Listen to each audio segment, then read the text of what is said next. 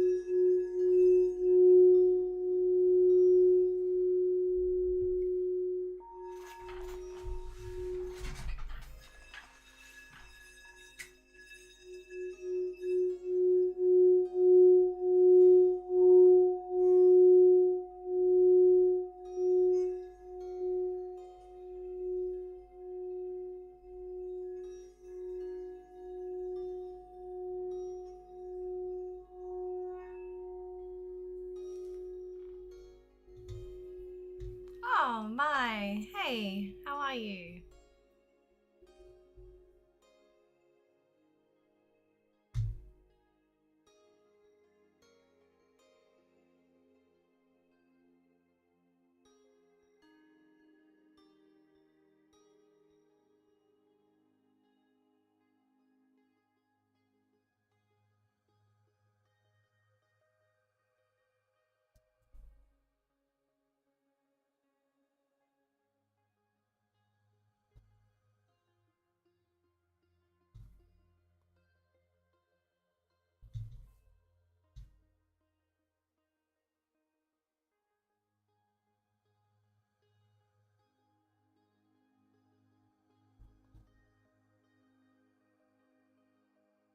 Okay, there we go.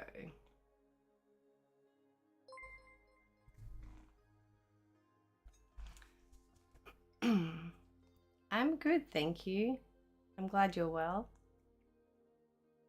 Oh, Shredder. Hey, bestie, how are you?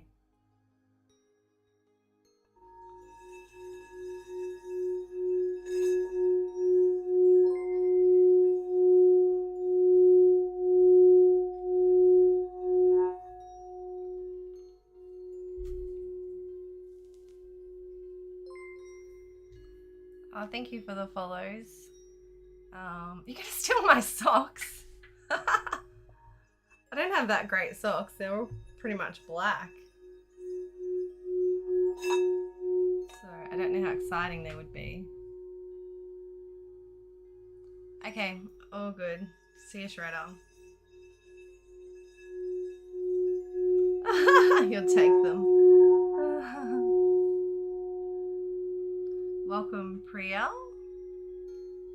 And hey, Arlene, how are you? And welcome, Countess Hiru.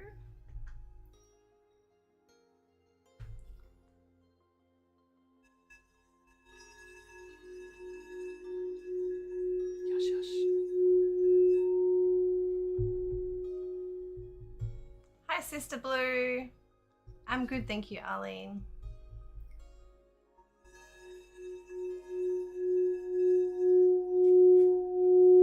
How are you, Sister Blue?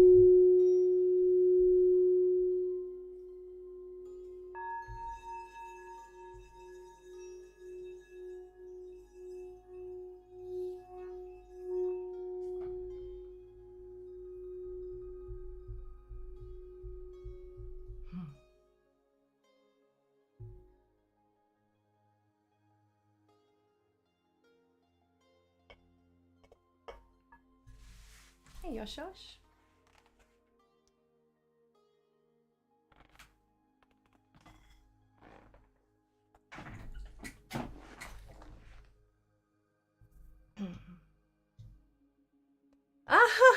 Your Mars in Cancer. To go away. Oh, that's a very sweet placement to have, Mars in Cancer. Hey, Zach, how are you?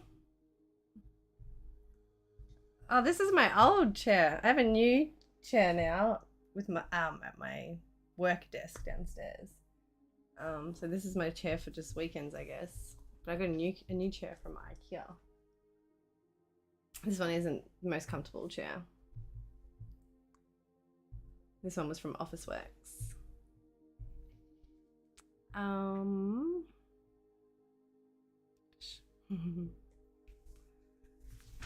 Okay, so you guys just all came in when I'm just starting stream. Yeah, that's my cats. Yup, I'm obsessed, which you can tell. I swear I took them off one of my overlays, but somehow they ended back up there, so I just left them on. But yeah, my cats. The ginger one at the top is Gingy, but Jinji, and then there's Yoda, the white one, and then Honey, the tortoiseshell coloured one, and then Yosh, the black smoky one. He's just hiding down here in a box. Hey Yosh. What you doing, baby?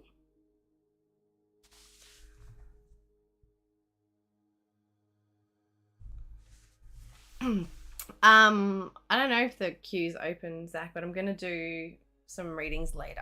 I'm going to talk about the current astrology, the general astrology that's going on at the moment, and then I'm going to probably do a reading or two, then do some tapping, some EFT tapping on perfectionism for all the Virgo energy we have at the moment, so helping us to move past perfectionism and actually get shit done.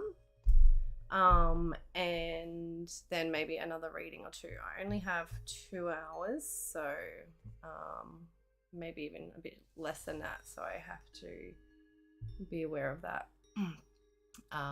But I don't know how much I'll talk about the astrology anyway, because the last 2 weeks we've spoken for 2 hours straight about the astrology, so today might not be as long just about talking about the astrology. Yeah, their faces are very cute. They're squished in. But with that, they have a lot of health issues, so their breed.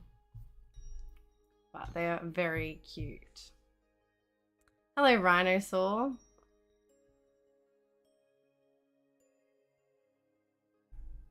I love hearing about astrology stuff too. It's all I do is listen to astrology 24/7 pretty much. Either my teacher or just someone on YouTube or something.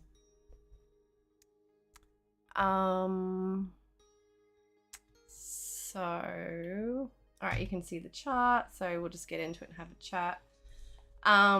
So today is a significant day actually, because right here we have Mars.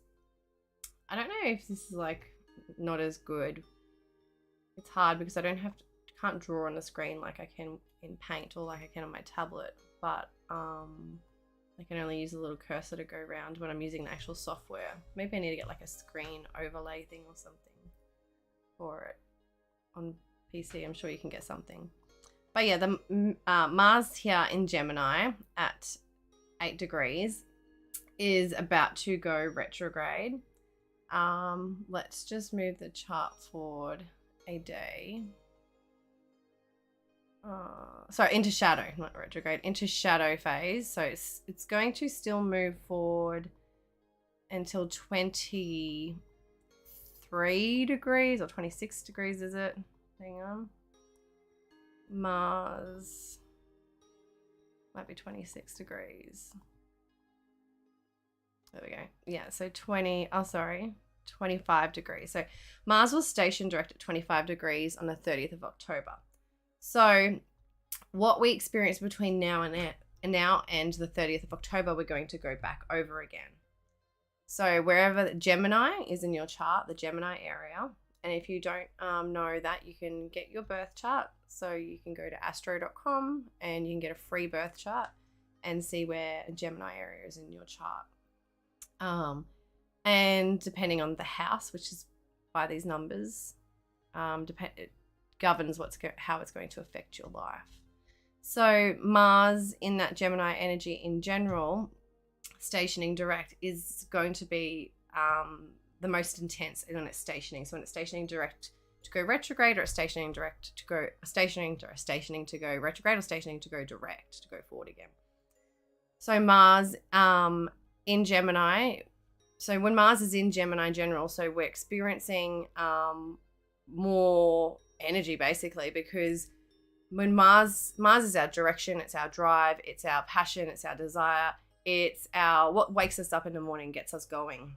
It's that initiating energy. So when Mars is in Gemini, it brings up lots of options, lots of opportunities. There's like a lot more flooded energy, like scattered energy around, because there's so many things available to us, so many conversations, so much information, so many opportunities and things to do, and things to see, and people to talk to, and things to get out, and things to communicate, and things to share, and information, all that stuff. Like, it's so much, because that Gemini energy is the monkey brain. So it's like when the mind has just got so much going on. So it's a time when we can feel like we have so much going on, or there's so much that needs to get done, or just so much busyness and happening in our life. So when Mars does retrograde, that'll definitely slow down. So up until the 30th of October, we're still going to feel that energy.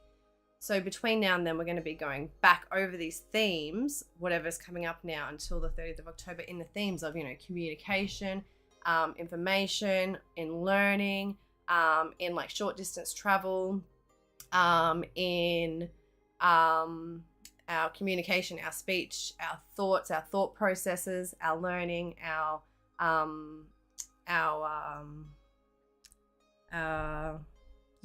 it's a bit sort of like our education, in a sense. Our early education and stuff like that can come up, our development and learning and stuff like that as well. So it's when things retrograde, it's a time to reset, review, rethink, reevaluate, reinvigorate, reassess, all those things that make us go over something again, to bring things back up.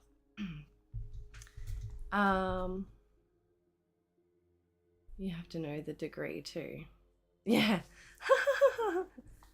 That's when it gets complicated. Oh, yeah.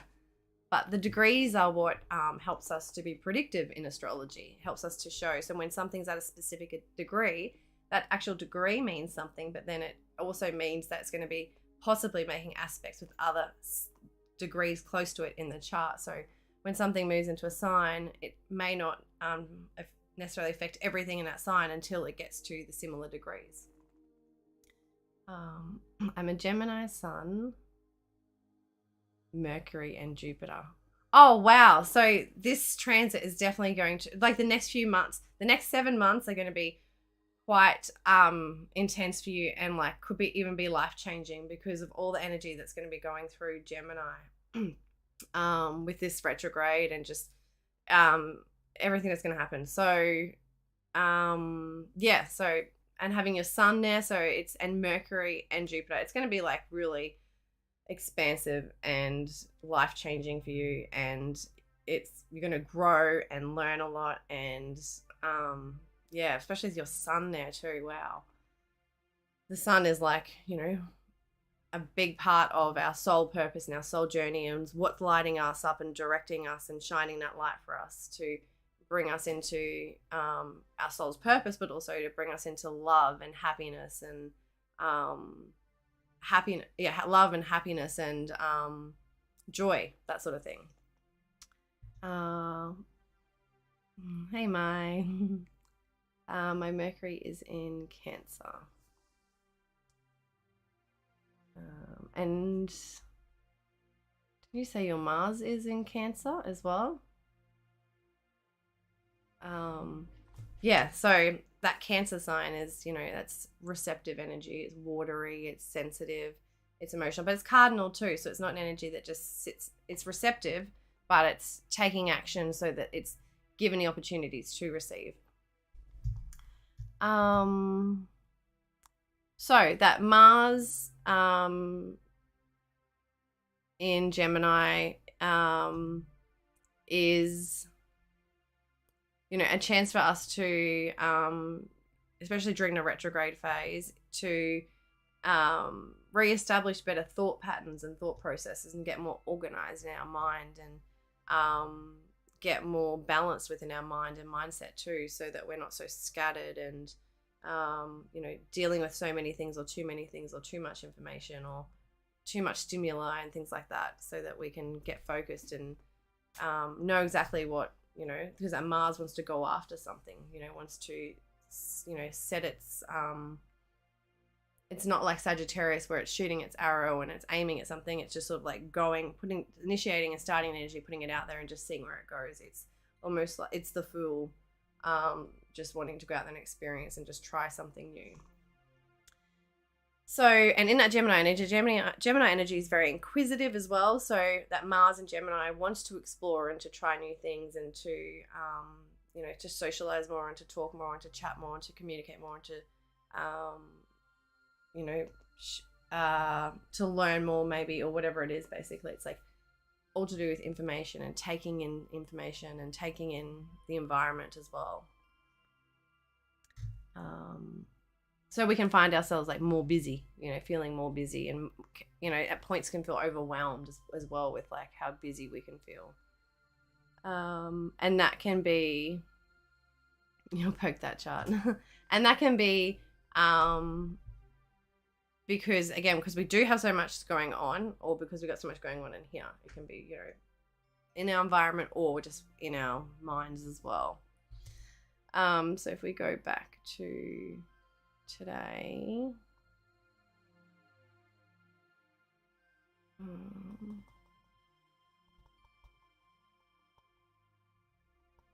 so that is quite a while. That's like almost 2 months now of, you know, going over a lot. Like, this is a long retrograde period, so we've got 2 months of shadow, you know, and so then we're going to have a big retrograde period where it's going to go back over that 2 months again and then go forward again. So this 7 month period is going to change a lot of our lives, again, depending where that Gemini area is in your chart. So like if it's in your first house, then it can be changing the whole direction of your life and what you're about, and like the way you're going out into the world and what you're doing in the world and stuff like that. You know, if your second house, it can change the way that you are dealing with your money and your finances and how you're able to attain it and go after it and to achieve and, you know, get resources and have self-worth and constant value and have skills and abilities and stuff like that to be able to do something with, because that Mars energy wants to take action and do something. I can see it's going to be intense. I always feel overwhelmed. Yeah, I feel like that too. I have a lot of Gemini energy in my chart too. So I have my Mercury, I have my Mars, and I have Chiron there. So, and Juno. So yeah, I feel ya. Definitely feel you there. So, where are we at again? It's 14th of September. Let's just go back a bit to back today. 4th of September. So for me, it's the 4th of September. We're looking at Brisbane, Australian time right now. It may be the 3rd of September for you on the other side of the world. And maybe late at night as well. So Mars, we're talking about in general that Mars energy too. So it can make us, Mars is our drive, it's our direction, it's our passion. And Mars is warlike. Mars is courageous. Mars is the leader. Mars wants to, he does want to fight and all that too. And he does want to be the dominant one and to be strong and stuff like that too. So this is where we can, because we're talking about Gemini communication energy, we get more verbal Mars energy. So Mars energy is not as so necessarily, can be so physical. It can be more about the verbal and the communication and all those things. So we can be more feisty in our communication, more straight up, more forward, more reactive, you know, saying things without thinking. And you know, it can be hurtful, it can be harmful, because that Mars energy just, you know, reacts like that, and it's harsh, and it's as I said, like warlike, it's masculine, it's not trying to, it's the opposite sign of that Libra, Venus, Venusian energy. It's not trying to create peace and balance and harmony. It's just doing its own thing. It's an individual, it's selfish, it wants to say whatever it wants or do whatever it wants, basically, to satisfy itself. So that that's where it can become quite intense too over the next 7 months, where we can say things, or people can say things that they may not mean it, that like really mean deep down, but it just comes out, or in the moment gets really fiery and passionate or whatever. So some good things can come out of it too. We can be more passionate and more straightforward, as I said, and more upfront, like about how we feel and what we want and what we're desiring and all that stuff. So it can be, you know, a good thing as well in that sense. So if you're like an Aries person or a Scorpio person, if you're like Aries or Scorpio in your chart, or that Gemini energy, then it's definitely going to affect you more. But again, it all comes down to degrees, because if you've got something at 8 degrees, you know, almost anywhere in the chart, or between that 8 and that 23 degrees, which can be everyone and everything, it's going to affect somewhere. You know, whether it's a sextile, it's a trine, it's an opposition, it's a square, there's something that could be triggered somewhere for you. And it could be in love, it could be in your work, it could be in your career, it could be with your money, it could be with your home, it could be with your family, it could be with your mindset, it could be with your entrepreneur things that you're doing on the side, it could be with your hobbies, it could be with your children. You know, it's just so many things it could be depending where it is in your chart. But it's always going to be based on that Mars energy, taking action, motivation, wanting to go forward and drive and go after something, and that Gemini information and sharing and talking and communicating and speaking, and the mind and the mindset and all that stuff as well, a big part of it. So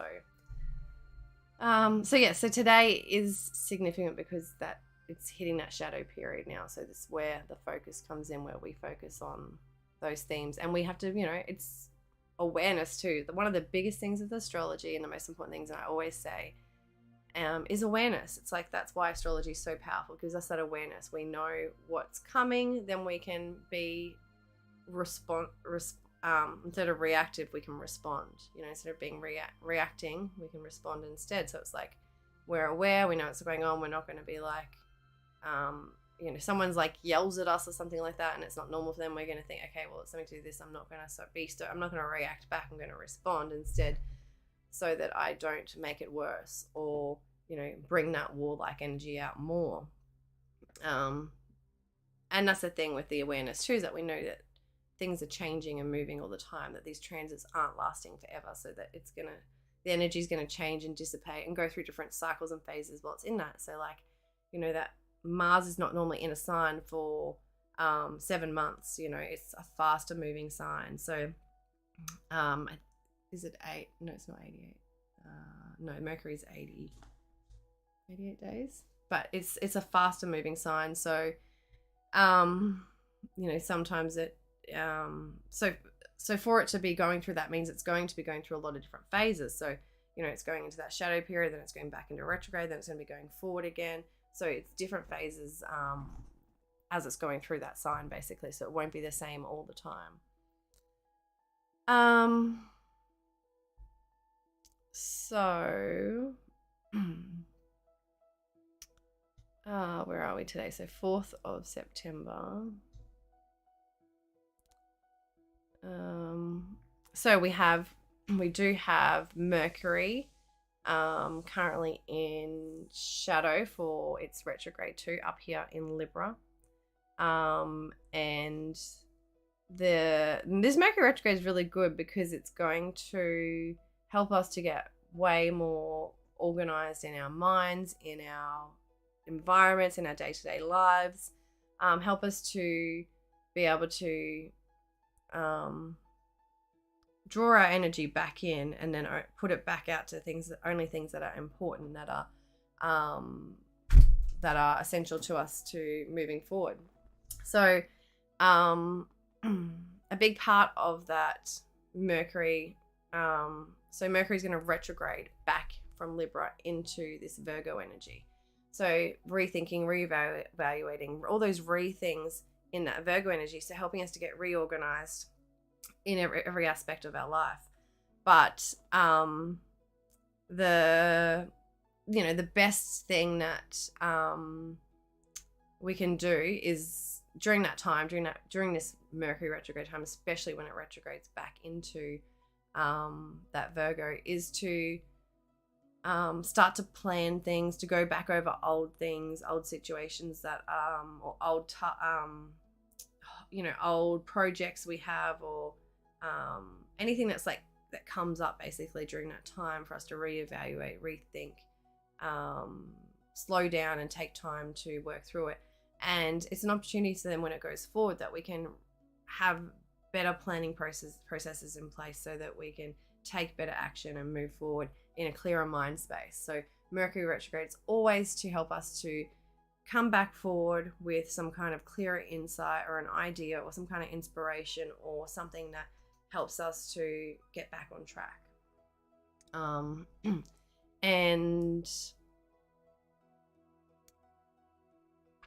And when we're talking about Virgo energy, one of the best things, like, it's getting organized. So it's like having no clutter in your home. So if that's like going through and cleaning up your house and tidying it up, or if it's going through and spring cleaning, for Southern Hemisphere right now, we're in Virgo season, and on the Southern Hemisphere that is a spring clean for us. So it's a good time to spring clean in the home.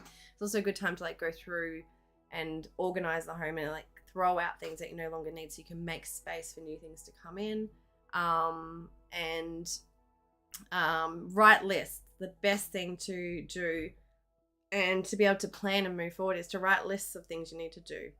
And that Virgo energy reminds us that, because Virgo is all about attention to details, and by doing the small tasks and the small things and paying attention to the small things that need to be done, they'll build up into something big and help us to, be able to move forward with something bigger possibly. But it's so those small things. So it's like we've got all these small tasks in the back of our mind that need to be done, all these things that we can't, we're not getting sorted or whatever because we're not focused or whatever the reason is, which we're overwhelmed or whatever, then that's going to weigh us down. So it's like, if we're able to get things out of our mind and write them down on paper and to plan them out proper and to organize them, so organize our mind and organize our environment, then we can be clearer in our mind, our mindset, and our environment, so we can move forward. So it's like, they say cluttered space, cluttered house, you have a cluttered mind or whatever. So it's like your house is cluttered, your home's cluttered, or if your space or environment's cluttered, you're really not going to be able to focus in that environment when you're, whatever you're wanting to do or achieve. So that is the big part of the Mercury retrograde energy. So we've got, and a big part of this too is that where Mercury's endpoint, when it goes back into Libra, is to find that peace and balance and harmony within our relationships and the way that we relate to others.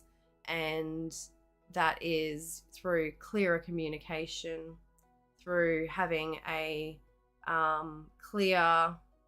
having clarity within our minds of what we need to, what we need and what others need. So it's like understanding our needs and others' needs, so we can find balance and peace and harmony. And also,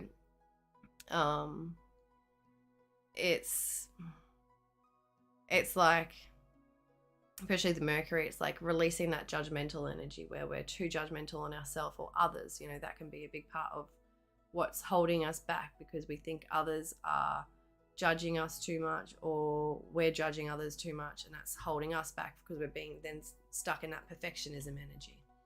And that's one thing I said we're going to tap on today, is that perfectionism energy, because that's a big part of what we're going to be working through this Virgo.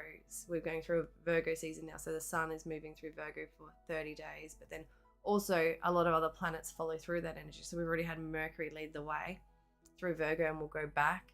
The sun's going through. Venus is at the last degrees here, you can see, of Leo, and we'll move into Virgo until the end of end of this month. And so while Venus moves into Virgo, it's going to intensify that perfectionism, that Virgo organizational energy even more. Because Virgo is all about being of service. It's about getting things done. It's about wanting to it is an energy of, although it's not Saturnian, it's definitely energy of wanting to show up because it wants to be of service. It feels like it has a mission to be here and do something. of a bigger higher purpose to help others in some way. It's helpful. This energy, it can come across like harsh and critical, and I always explain this because it can see how things can be done better. It's the fixer energy. It wants to make things better so that they are working better and working properly and whatnot. So that Virgo energy, it just wants the best for things to work well. And it's like it can come across harsh and critical, or too much of a perfectionist sometimes.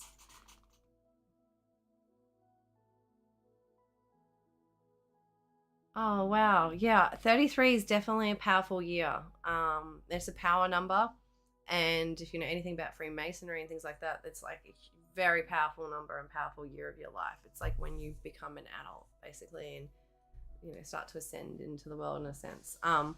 But yeah, also a Scorpio moon, I can relate to that. I'm a Scorpio moon in Vedic astrology. And yes, Scorpio is a very intense sign, especially Scorpio moon. It's very receptive, but it's also very psychic and intuitive, and it can feel a lot and feel a lot of energy and feel people's intentions and thoughts and all that stuff. So it's very powerful, but it's very can be very overwhelming too because of the power that it has, because it is all about power and learning to be in one's power of your own emotions and feelings and stuff like that.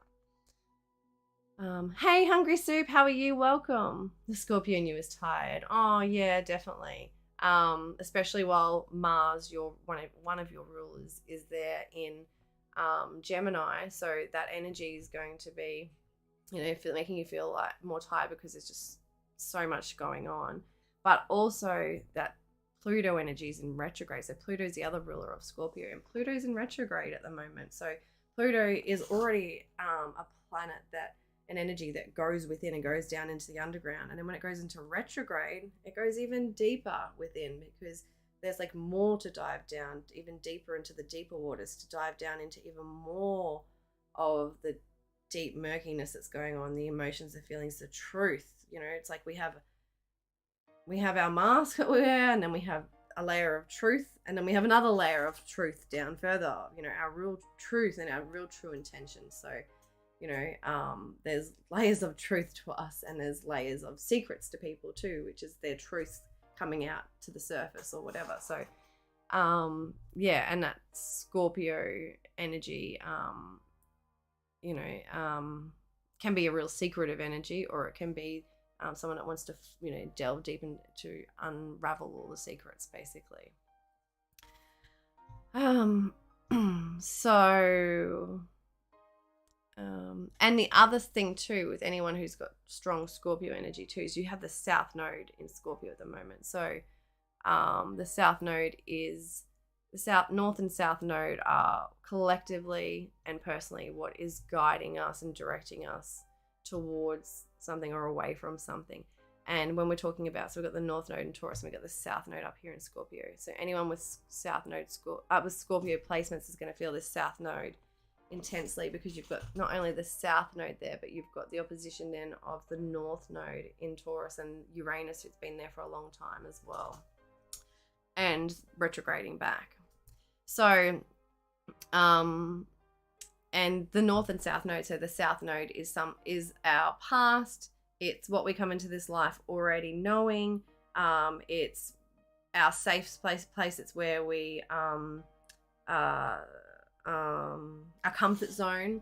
It's where it's basically where we need to move away from. It's the skills and abilities we've already learnt in a previous lifetime. We've come into this life to help us move towards our North Node. So we don't cut it off and leave it behind. We use the lessons and the karma to help us to move forward towards our future, our destiny, which is the North Node. So the North Node is the destiny. It's our destiny. It's the future. It's what we're moving towards collectively. It's what we're going to physically obtain in this world and learn, and where that South Node is more of a spiritual attainment, because we've already had the physical of it in a previous life. We now have to understand the spiritual side through that North Node. So having the South Node, which is all about releasing and letting go, and especially in Scorpio, it's about releasing and letting go of any fears, any control, where you're not in control of yourself, or there's other people that have control and power over you. It's about stepping into our power. It's about letting go of the need of other people's resources or finances or money, or relying on other people and other resources, and that, so that you're not stepping in your power and really being able to look after yourself, because we're moving towards that North Node Taurus energy, which is all about us stepping into our own skills and abilities and natural abundance that comes from our self-worth and our confidence, and us being able to create our own abundance through our own skills and abilities, through us, what we can do, and moving towards, gaining our own financial security, and moving towards, being better with having financial security, not relying on other people's finances, financial security, having our own stability, and having our own resources as well. So we're not relying on outside sources. I am curious to have my Saturn in Gemini. Since Mars is currently in Gemini, does that affect my Saturn placement more? In a sense, it drives me to do those deeds and obligations in a faster sense. Yeah, definitely. That would definitely make sense, because Mars is definitely an energy that's fast, and in Gemini energy, it wants to get a lot of things done, or there's a lot happening, or there's a lot of things that we can have, in our environment to do, or being brought to our attention or whatever. And Saturn is all about hard work, showing up, getting things done, taking responsibility. It's about having strong boundaries. It's about learning hard lessons, basically, to help us grow. And if Mars is coming up with that energy, and they're conjuncting, they're coming together, then it's those two energies melding together. So it's like Saturn of that responsibility and needing to get things done and working towards building something, building some kind of legacy. And then Mars is like that action orientated, that drive, that passion. So it's like wanting to, there's two very strong energies that are about creating and going after something and goals and achieving, basically. So it is very strong having those two together, and it would definitely make you want to do things. And that Mars energy is fast paced. You're definitely right, especially in Gemini, whereas Saturn is more slower and methodical usually. But in Gemini, it's going to make you want to probably want to get tasks and get things done a lot faster because of that Gemini fast paced moving energy. It could also feel like, too, having just a natural Saturn Gemini placement, that you just always have that feel like a lot of responsibility and to get a lot of things done, or you feel a lot of responsibility and even can feel burdensome by, depending again what area of life it is, but through,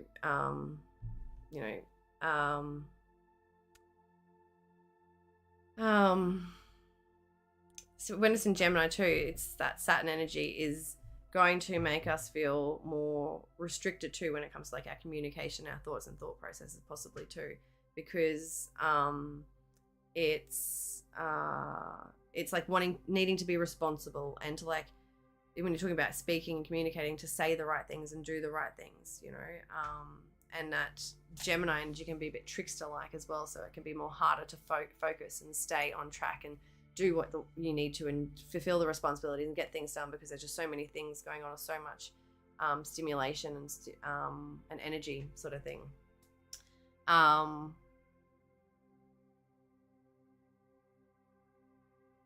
It can be harder to be committed and to not be flaky and to show up on time and stuff like that with that energy there. Hopefully that makes sense. No wonder it's been overwhelming. Yeah.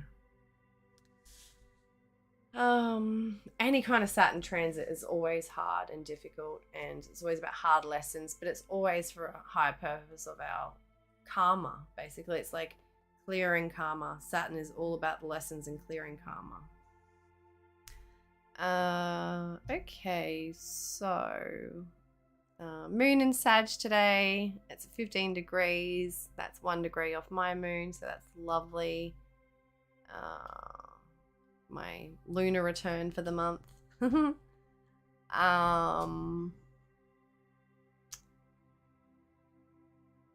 I Okay, so I wanted to talk more about this Venus. So Venus Venus at the last degrees of Leo is going to feel most intense because it's especially at the 29th degree, so in the next, so we're going to start feeling it now regardless, but tomorrow Venus goes to 29 degrees, so yeah, we're going to be starting to feel that over the next day. That Venus at that last degree, the last degree is always the most intense because it's the completion degree. It's when the energies come to like the final stage, so it's all built up through that whole transit, and right at the end when it's most powerful, when it's like the strongest, because it's moved through that energy, that transit, and learnt everything the whole time and become. So when an energy, so like Venus is first moved into Leo, Venus has to learn that energy because it's not, especially when it's not its natural placement in Leo, so it's like got to integrate those energies into itself and become more like it, I guess, in a sense. And by the end of the transit, it's really understood that energy and can really integrate it. And it knows that it's about to change signs and go into that next energy. So it's like becomes more intense because it's about to go change again. So it becomes uncomfortable as well because it's about to push into another new phase, basically. So 29 degrees. Oh, we did talk about that last week, didn't we? I've had enough. It's in my sun. I'm in crisis. Oh, I'm sending you lots of love. Just remember, all transits are passing, and that things will always get better, and everything is always for a higher, bigger purpose, even though at the time it can feel tough and difficult, and not like that at all.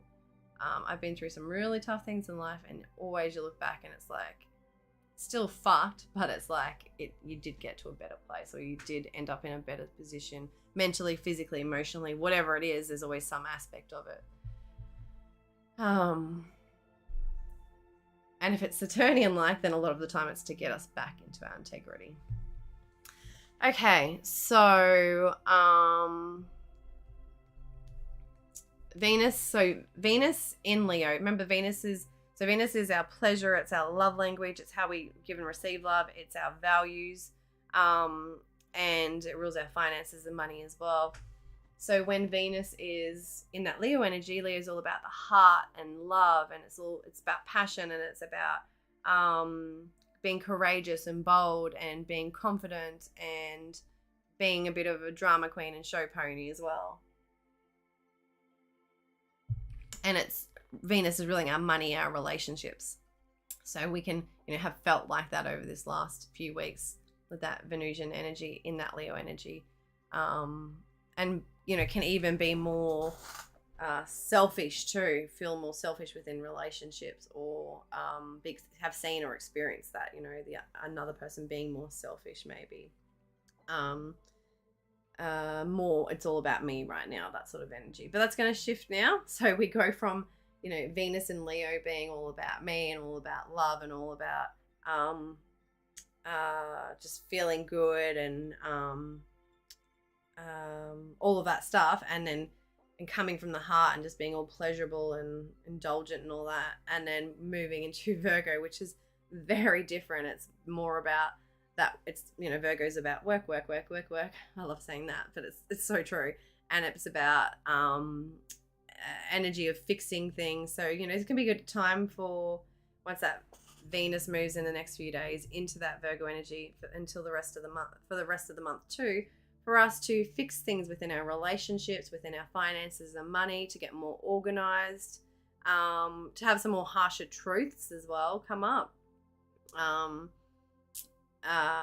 But also it's where we need to be careful too, and it's why we want to do some tapping shortly on perfectionism, striving too much for perfectionism in ourselves or in relationships. So Virgo's the energy of being of service. So when that Venus moves into there, we can either be too much of the energy of wanting to be of service too much within our relationships, so doing too much for the other, and it can become apparent, or we can be in energy where we want to be served and we want the other person to just do everything for us. I mean, that's more that Venus and Leo energy, but there can be an aspect that comes up of that. But it's when that Virgo energy is more coming from a darker, bad place. It's not in its good aspects. It can be more like that. But when it's in its Venus is Virgo's in that energy of its, the best energy it can be, then it's going to be of service and wanting to be helpful and stuff like that. So it can be an energy that, again, like I said, that can fix and repair relationships as well, or our finances and our money and our resources, that sort of thing.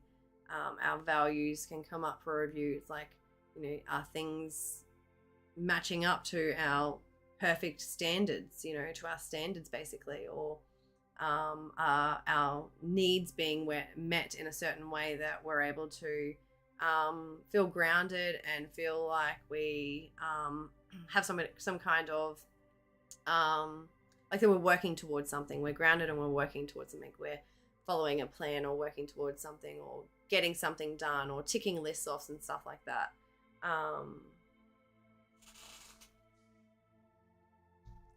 Hey, sister.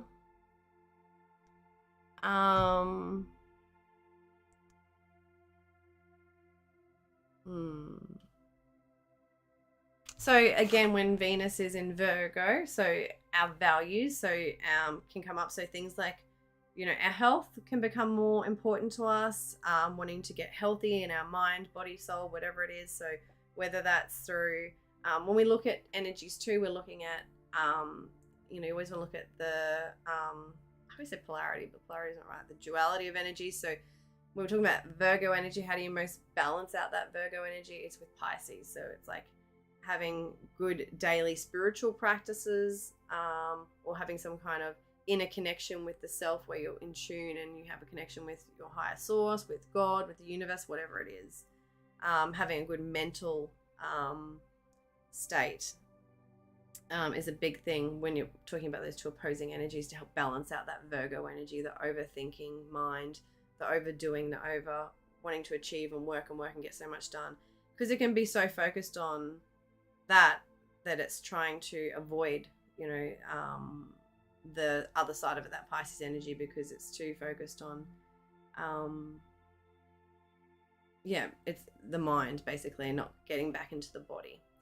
So so during this, while the sun is there too, it's, the sun and Venus, both of those energies. So the sun being what makes us happy, what's lighting us up, what is shining a light in an area of our life. And it's about, getting more healthy, getting on track with our body, with our eating, with our diet, with our daily practices, with our organization, with what we're doing in our routines, what we do on a day-to-day basis, what we're doing in our work, what we do daily, all of those things coming up, so that we can get more into our higher state in alignment with it. So it's like that sun energy is there. The sun is our vitality, it's our energy. So we want to have more vitality, more energy through having a good mindset, by having healthy routines and practices, and by eating well and looking after ourselves and getting plenty of rest and sunshine and all that sort of stuff. So that is a big thing that comes up during this time of year. And it's like a reset energy too, for us to get back on track. If we've, start of the year, we set good intentions and we have all these great things, and then we can get off track through the year. And it's a chance again to reset and get back on track with all those things. Do you believe in past lives and how astrology can be used to distinguish our past selves? Yeah, definitely. That's what the South Node is all about. South Node, let's talk about before the South Node in Scorpio. The South Node is all about our past life, where we were, what we've done in a past life. So that can tell you so much depending where it is in your chart, what house it is in, what aspects it's making. You can go into so much about someone's past life through the South Node. It's crazy. I saw somewhere that 9 planets were going to retrograde. What are the cumulative effects? Yeah, so we have 6 planets. Yeah, I don't think it's quite 9, but we have a lot of, so we have periods where some planets are retrograde, some planets are direct. Then we'll have periods where everything is like direct and there's no planets in retrograde, which is rare times, which we had, I think it was the start of the year for a bit.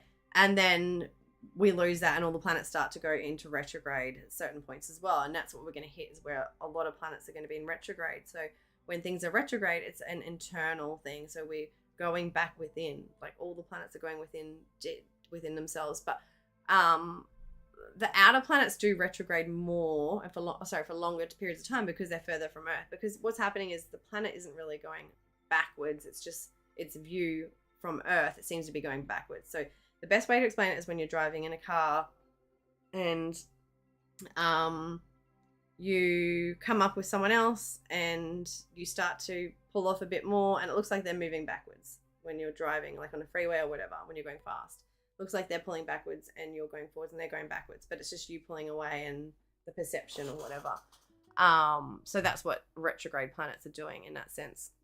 They're not actually, they're just slowing down, and we're going far, and that our view is going, our perception is going further ahead or whatever it is, faster from Earth. So, yeah, so all the planets starting to retrograde is less momentum forward, less energy forward. So they're not direct. So our energy becomes more within, or things start to slow down. And so when we're talking about outer planets, it's things within the world more than likely, unless there's something specifically hitting our personal planets. Otherwise, if we're talking about the inner planets, so like Mars, your Mercury, your Venus, those planets then retrograde, then it's going to affect us more personally as well, more personally.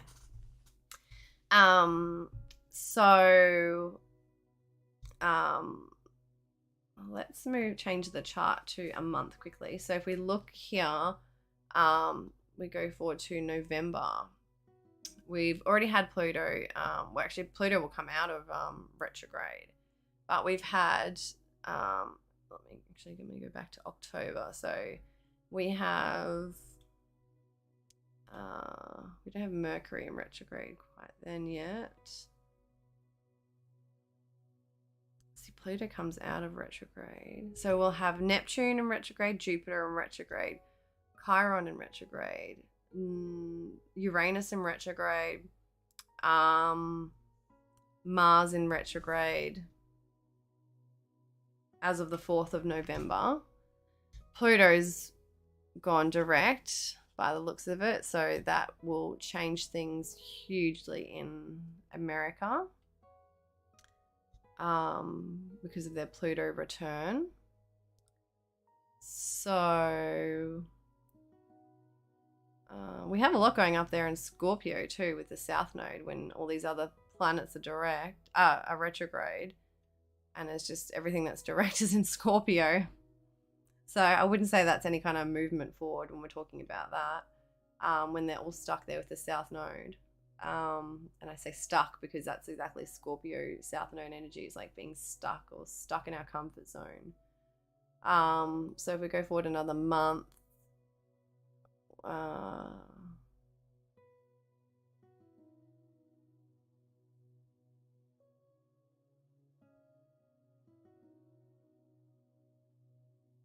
Neptune will start to come out of its retrograde. So there is a short time where there's like a lot that is in retrograde there. So what technically it's really just Venus and Mercury that aren't.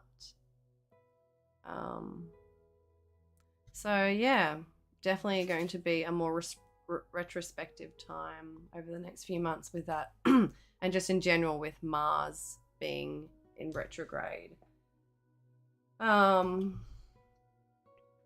I got a reading of this astrology a long time ago, and they were talking about how I was a revolution leader and that I was part of a big liberation. It blew my mind. Oh, wow, that's amazing.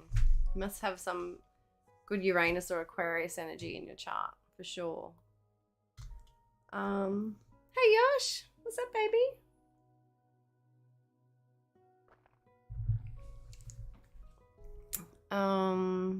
So...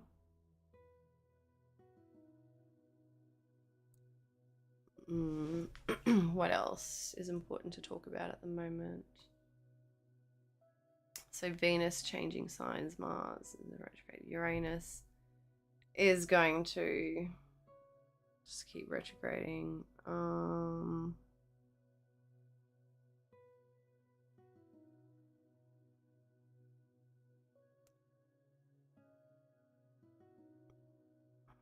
Jupiter still is a while till it goes back into Pisces, which will be very different, a very big change in energy when Jupiter goes back, for the collective, for the world, when Jupiter goes back into Pisces.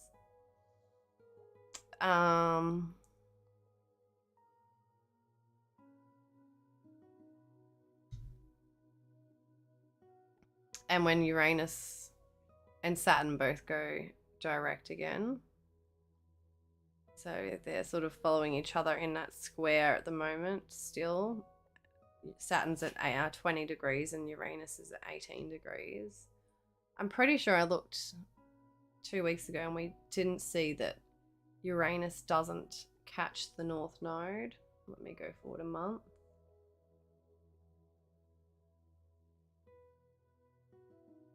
No, yeah, the North Node disappears down to 13 degrees, gets too far away. Oh, hang on, 15 degrees.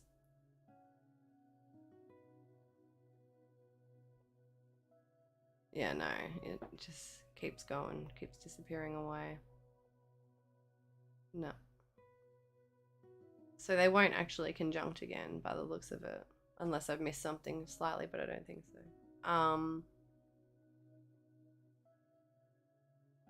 Which is kind of interesting too, because that Uranus was liberating us towards our destiny and our future.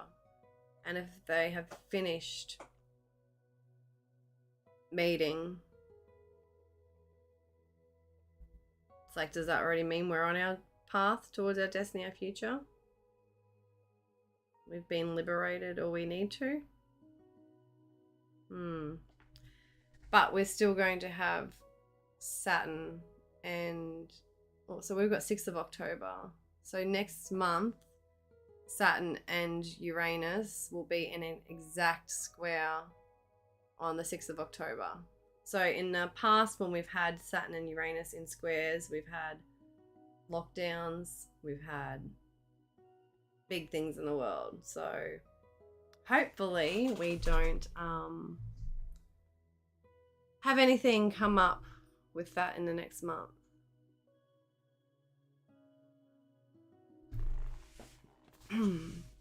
Yeah. Okay, so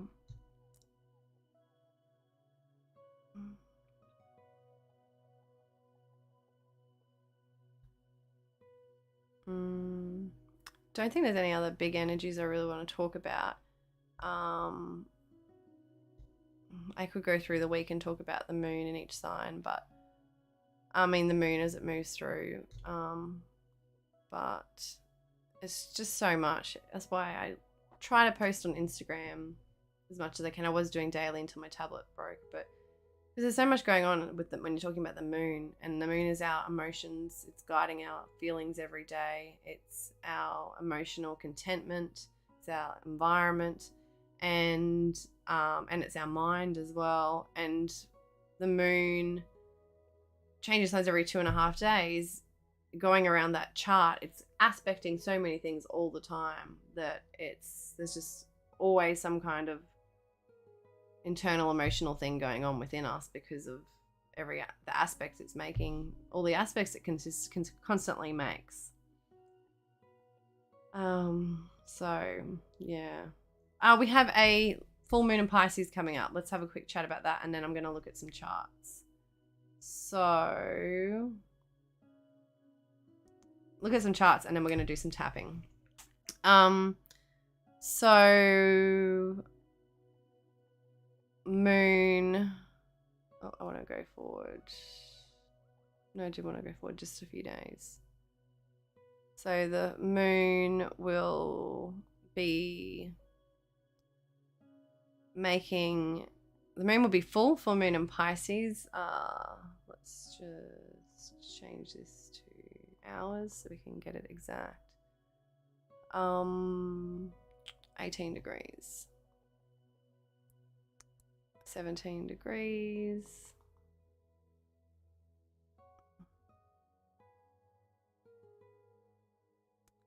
17 degrees. So when I do look at charts today, I'm going to look at, I said last week we're going to look at Mercury Retrograde. I was going to do it through each sign, but I think we're going to run out of time. Maybe, we'll see. I can still do that at the end, but otherwise we're going to talk about Mercury Retrograde, I think, in the chart, or Mars. We talked about Mars last week, maybe Mars. Mars is probably more important. Let's talk about Mars. Okay, so 17 degrees, 17 degrees. So on the 10th of September, so 9th of September, 10th of September, depending where you are in the world. So that's Friday, Saturday.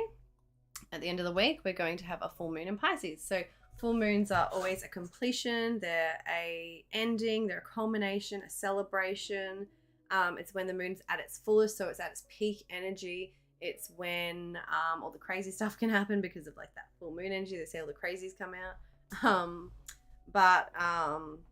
It's the moon is so bright too that it's a huge reflection. Like it's the moon's reflecting something. So when we're talking about a full moon, it's actually an opposition. So there's an oppositional energy that comes up for us. So we're in an opposition to something in an area of our life. Oh, do you want that open, Yosh? Yeah. Sorry, Yosh. There you go. You can go up there.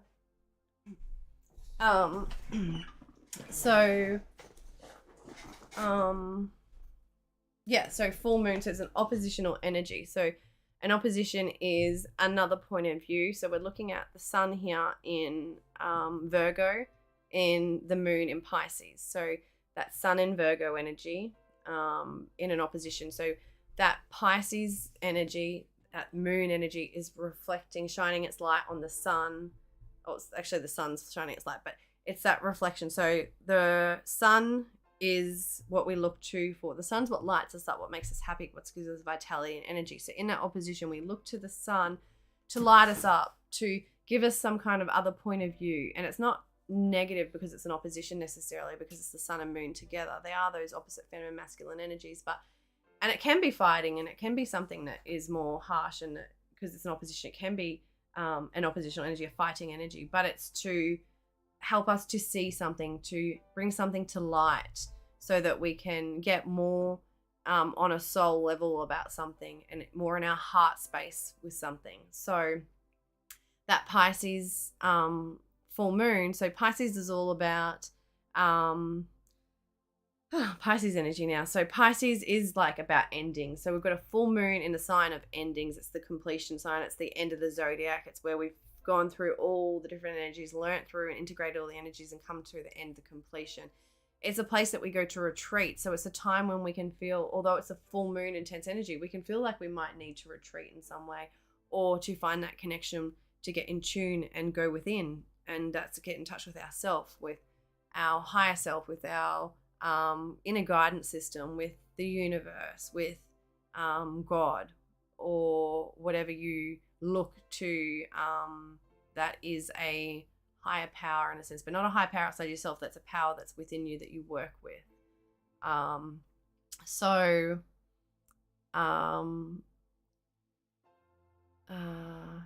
that Pisces energy is that full moon. So it's like endings, completion, celebrations. Oh, shit, sorry. 2 secs.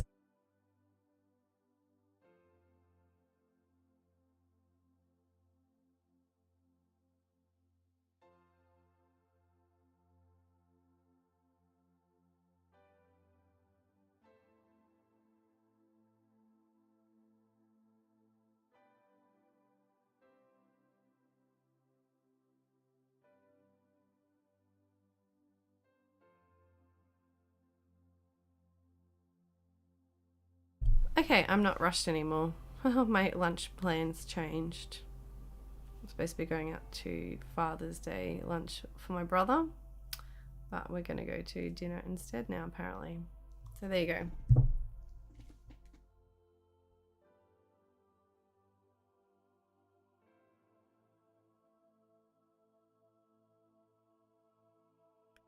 Sorry.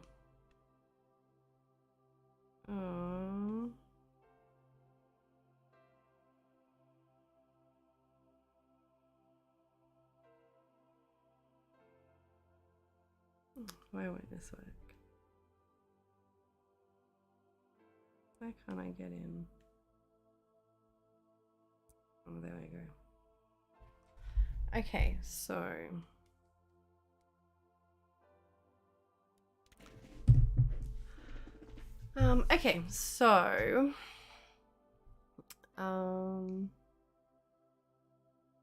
Full moon, yeah. So Pisces is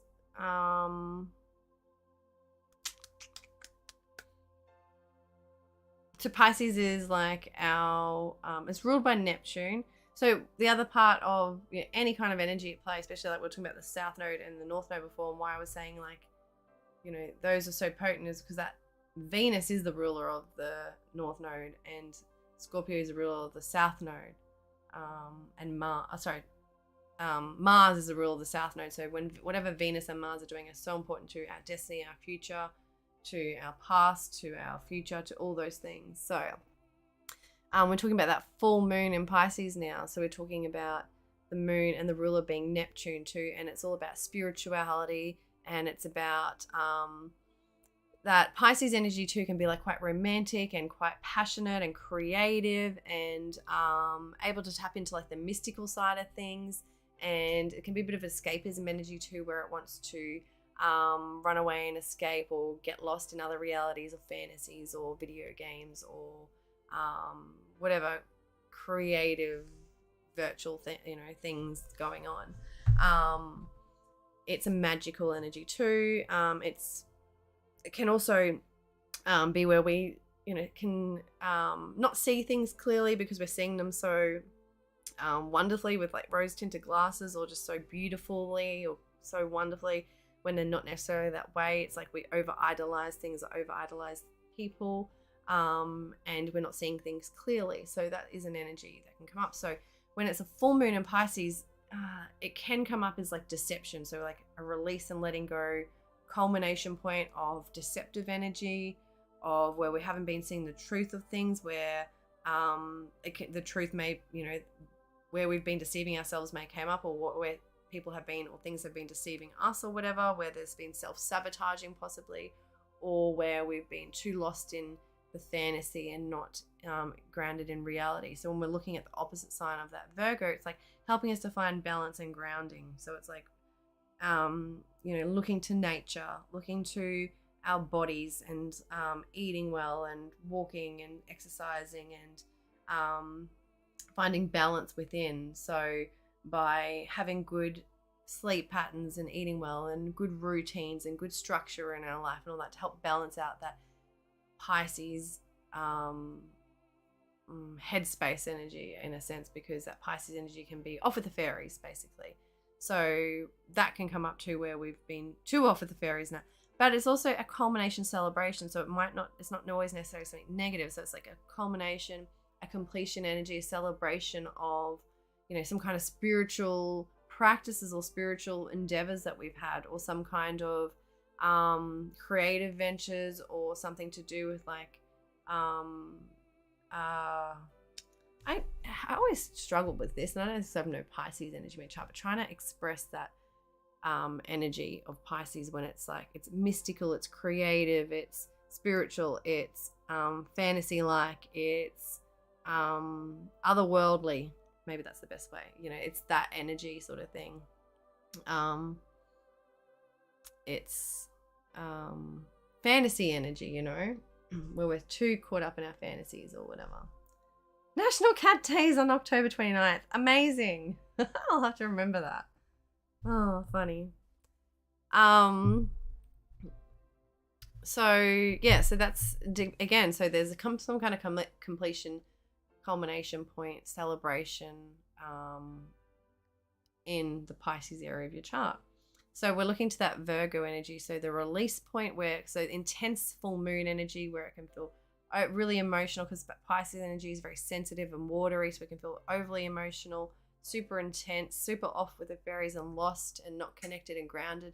So where we need to look to, as I said, that release point, that other point of view, that other perspective, is those Virgo things. So finding those healthy balance within our daily routines, our lives, our health, our well-being, all of that is going to help to balance out that energy and help us to see the clarity that whatever's shining a light.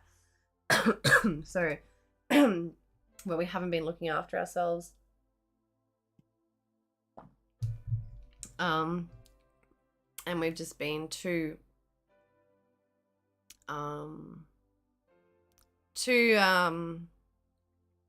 scarce with our energy, too flooded, too fluttery, too it's not grounded and like fixed and secure. It's like all over the place, all over the shop and over here and over there, and just fluttery energy, you know, it's like that.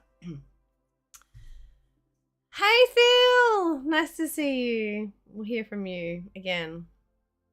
Thanks for chatting and commenting on Instagram. And I love your photos that you put up, the pictures, they're so nice. Is that something you do, Phil? Photography? You like doing photography? Because yeah, the photos you take are really nice. Okay, so we looked to Neptune too to give us some information about what we're looking to release. So again, depending where Neptune is in your chart, can be some information about what you're needing to release, let go of, what's coming to a completion and ending, a culmination point. And Neptune's in retrograde too, so it's definitely an internal thing about our internal spirituality and our internal self when it comes to our delusion and our addictions and our where we're not seeing things clearly, where we're not feeling connected or spiritual and stuff like that. So Neptune is currently in Pisces in its home energy, and it's not going to be quite, so what are we talking about? 4 degrees and 7 degrees. So I wouldn't say it's quite conjunct. They're in the same sign, so it's going to be significant, but they're not conjunct. But again, like I said, they're in the same sign and it's in that retrograde phase anyway. So it is like that, moving towards that, retrograding back towards that full moon in a sense. Its energy is pointing towards the moon because it's not in a forward motion. So, that Neptune in Pisces is just making it even stronger, that energy of, the delusion, us not seeing things clearly, us being too flaky. That's the word I was thinking, flaky. Us being caught up in fantasies and not seeing things for what they are, seeing people for what they are, whatever, like that as well. Caught up in our dreams too much, or where we're not being able to take action on our dreams and in reality because we're too caught up in the fantasy world or whatever else, So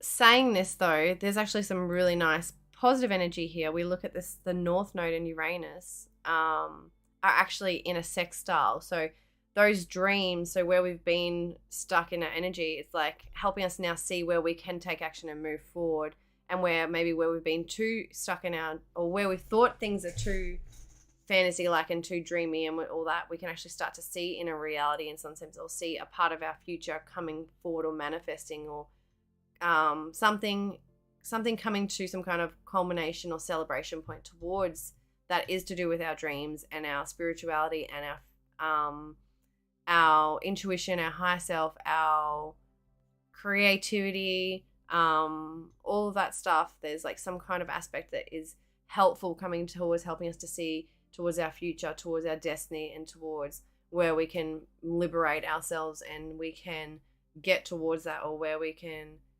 shift or change something that helps us to move forward towards being more secure and being more sure of ourselves and more confident and more in our abilities and our skills.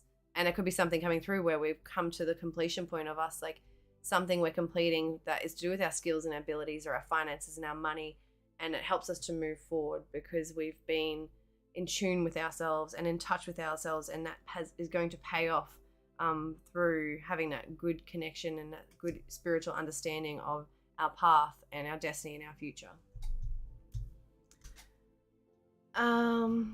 It's just a hobby. Well, it's very, you do it as a hobby though, so yeah, you're very good at it, Phil. So what else? So we have that aspect, which then means that it's also in a trine then, because if it's in a sextile, it'll be in a trine with the South Node. So there's some aspect that we're able to release and let go of what's holding us back and keeping us in fear and not helping us to move towards our future and our dreams and our destiny and towards our creativity and towards our connection with God, the universe, our higher self. There's a part where we're able to, an opportunity to release something and let go through this full moon, some kind of completion, some kind of ending of something that's not allowing us to step into our true power into out of the fear and into our truth and into our wholeness and there's an aspect that's helping us to transform, to let go and transform something, to transform and to release any fears, any obsessions, any kind of darkness, any kind of trauma, anything that's holding us back, basically, to moving towards that future and destiny. That is to do with our dreams and what and our spirituality and our connection with God, the universe, our higher self, and what we're wanting to create and manifest and put out there.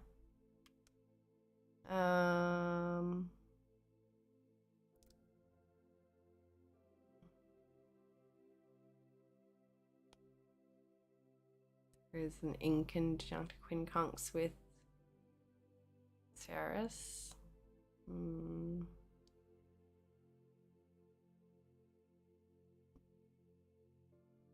I think that's pretty much says it for the full moon. I feel satisfied with that. I don't know if I have bought any more for the queue or anything like that, so I'm just gonna read whoever's been in here talking the last hour. Well, I've been talking, I'm just gonna read whoever wants their chart read. I know who's been in here, so if you've been hanging around, I'll have a look at your chart. All right, so I'm gonna leave it at that. Happy full moon in Pisces at the end of the week. Now I'm gonna close this and then we're gonna go new chart. Now, depending if I've read for you before, I might have your chart already. So who wants to go first? Who would like me to look at your chart? We're going to look at the Mars. So where the Mars energy is going to be for the next 7 months. I might even quickly point out where that full moon and Pisces energy is too, because it's quite significant, I feel.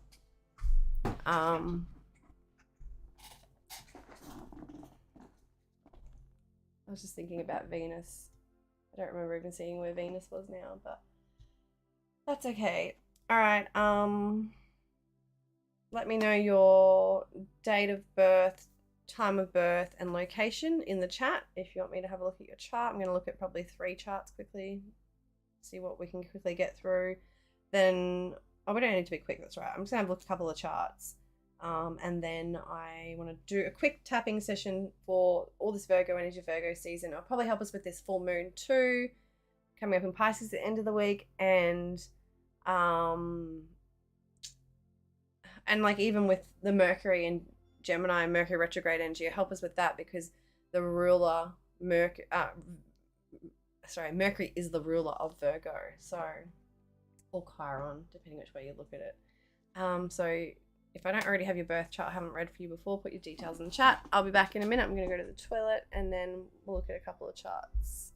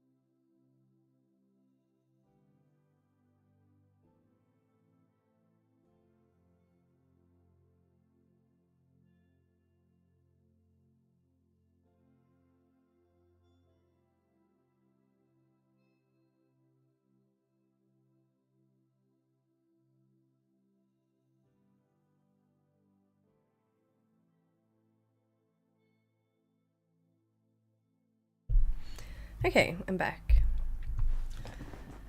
Oh,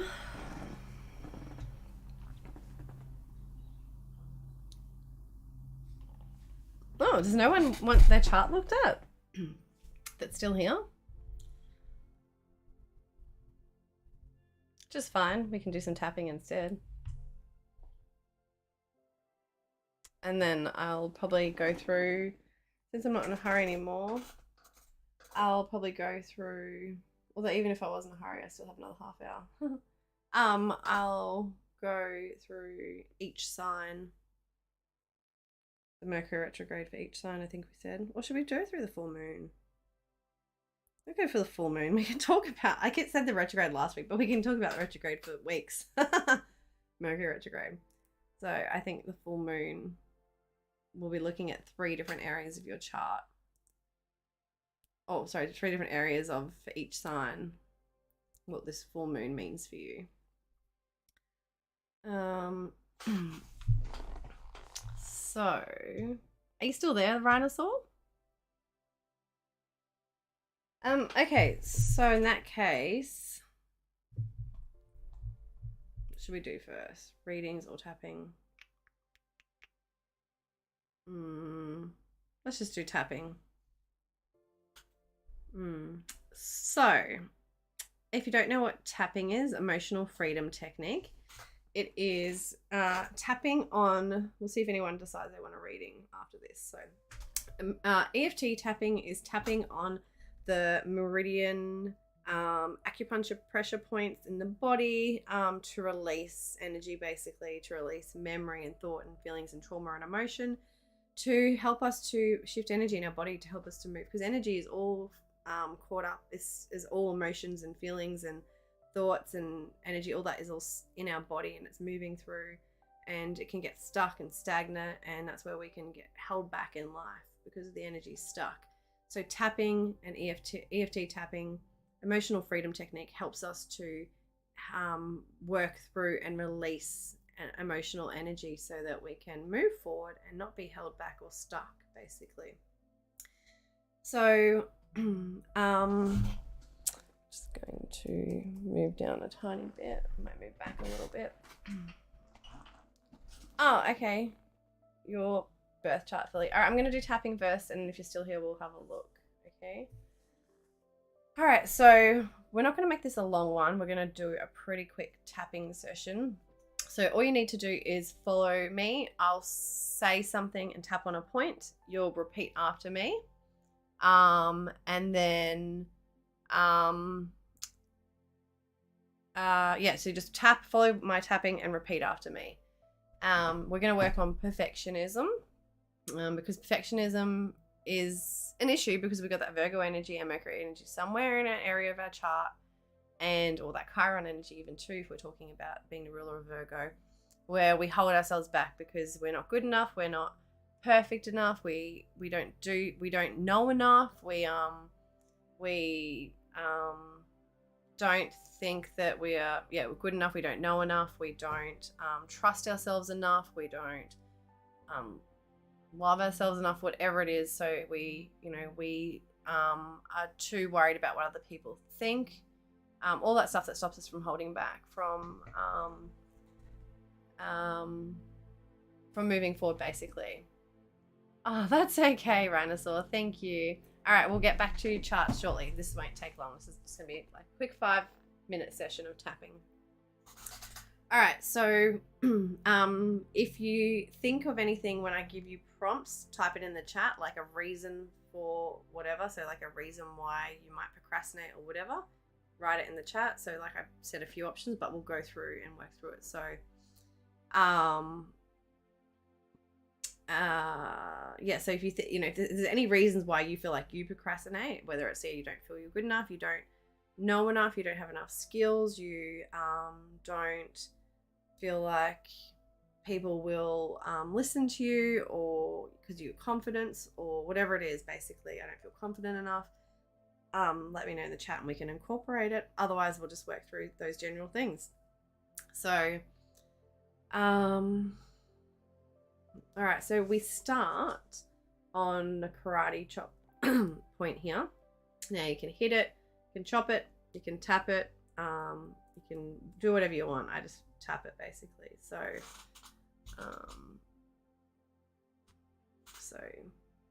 starting here. Now, when you're tapping to and doing EFT, we always want to Make sure we drink plenty of water because it helps the energy to move forward. Sorry, move through us. And you can feel like lightheaded in that afterwards too. Maybe not after such a short session, possibly depending on what comes up for you, but after a long session, especially like what we're doing now is a small part of when we do a full session and all the different steps we work through. So tapping here and following after me. So even though there is a part of me that can't expect to surrender my resistance about procrastination,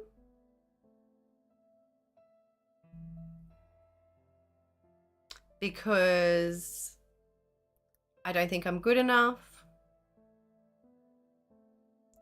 because I don't think I'm smart enough, because I don't think I know enough, because I'm not confident enough, because I don't want to make a mistake,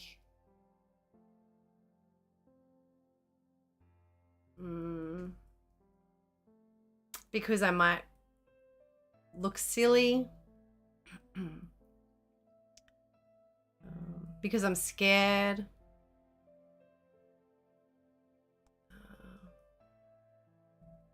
because I don't know how to. So all the reasons that we procrastinate, this is. And I deeply and completely love, honor, and accept myself. So even though there's a part of me that can't expect to surrender my resistance about procrastination,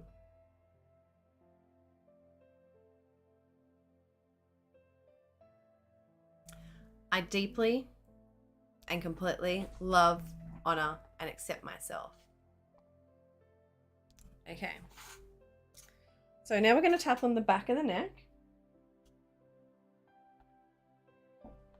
When the truth is, all I have to do is surrender.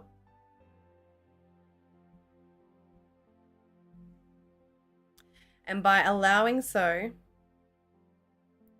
I wonder what it might feel like to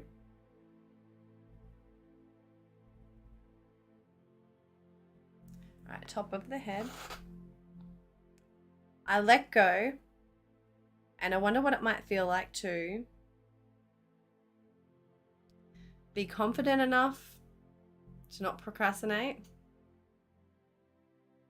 to trust myself that I can do what I need to believe in myself, to know it's okay to give it a go and try anyway, to know that I don't have to be perfect and that it's okay to make a mistake, to know that the only person that's really judging is me.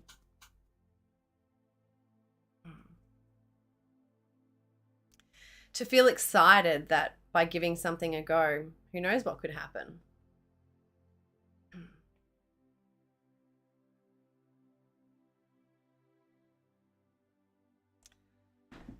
Okay, and then we're going to go to the hands now. Starting on the thumb.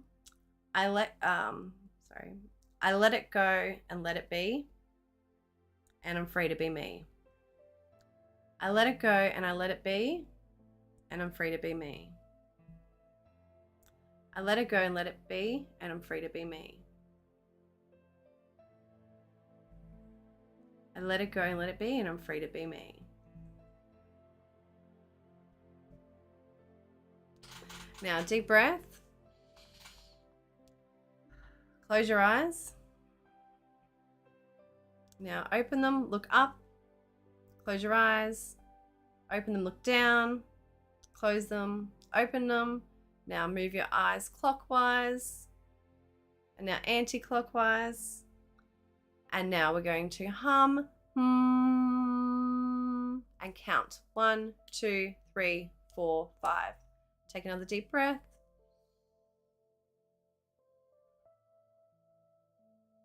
And that's it. So that is our quick tapping session. So yeah, that is a really easy flow of tapping that you can do that only takes like 5 minutes, 10 minutes, and you can help to release some energy. You can use any kind of words or thoughts or whatever you're experiencing or going through. It doesn't need to be exact same words, and you can use it with any subject and theme and topic basically.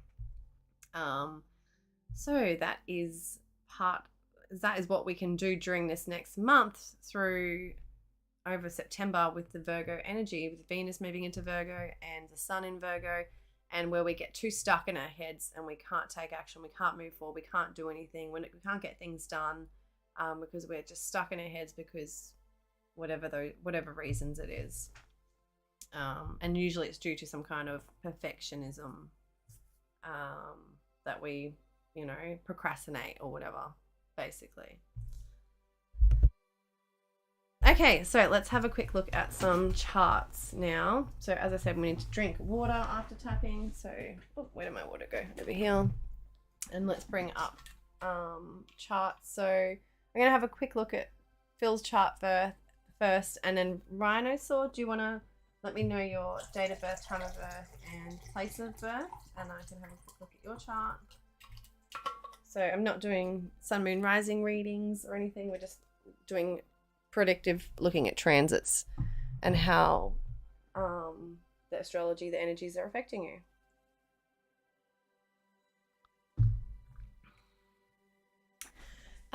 Okay, Phil, I'm pretty sure I've looked at your chart before. Let me see if I've got a chart of yours.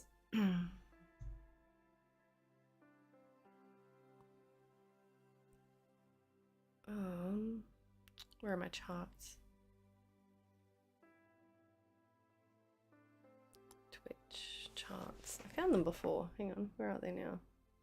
Oh, I moved them. Okay. Phil. Oh, I probably have yours, Phil, but you've had different names on Twitch. Phil, give me one of your Twitch names from before. What were you before? If you're still here, Phil.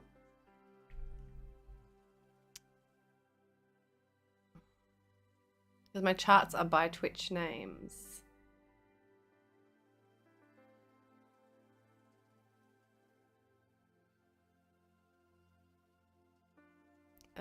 Or YouTube names. Either one.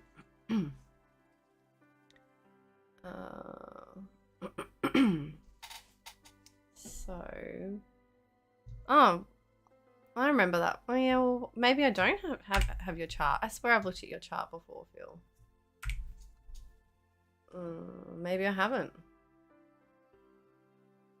All right, that's all right. I will get it on my. It's all right. We can do it on the astrology software. It would be better. So we want a new chart. New chart. So we've got Phil. And you've got 12th of July. Oh, hang on. Wait. Yep, 12th of July, 2000. And 9:30 a.m. Where were you born, Phil? Like what town? Oh, I think it is Phil. I'm sorry. I can't believe that's terrible that I haven't looked at your chart yet. Oh, you were born in Sydney. Okay, I thought you might have been born in a country town. But even if it's close to Sydney, it doesn't matter. It'll be the same chart that'll come up anyway. All right, sweet. Okay, so this is your chart, Phil. Let me just quickly see. I would like to do a dual chart and bring up your progress chart at the same time. Let me see. chart options. How did I do this last time? Oh, animate. I don't want to animate. I just want by wheel. I don't need animation. I just need by wheel.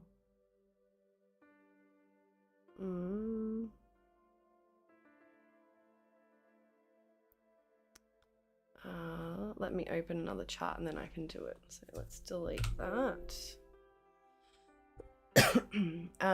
Let's open up another chart. So progress chart, we want secondary progressions and we want to fill.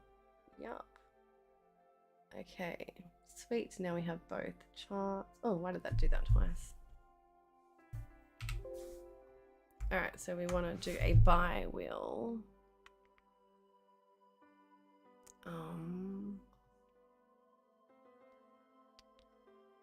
By wheel. No, we don't want a by wheel. We want a dual wheel. Chart. Dual. Where's dual? Dual. Where the fuck is dual?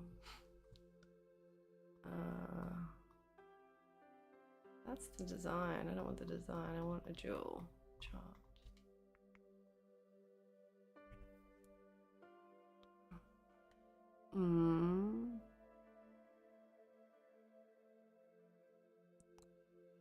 We could do a by wheel, I guess.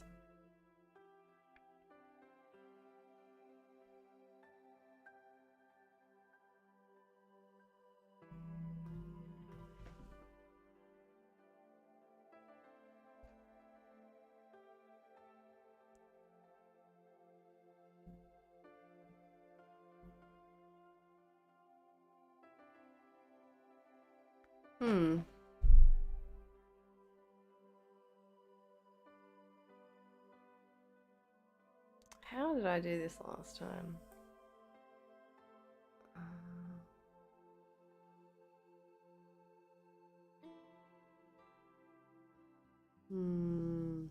I don't know. All right, let's just bring up a by wheel. That'll do. We'll just work off this. Combine charts, return, ingress. No. Alright, oops, what did I just do? Let's change this to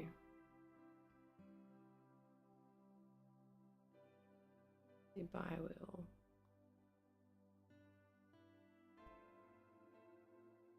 Why did that not set to there?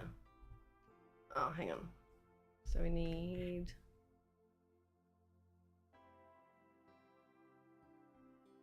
Why are they not coming together? View by wheel. Oh, there we go. Okay. Thought it was in wheel style, but it's not. I need to play around with this software more.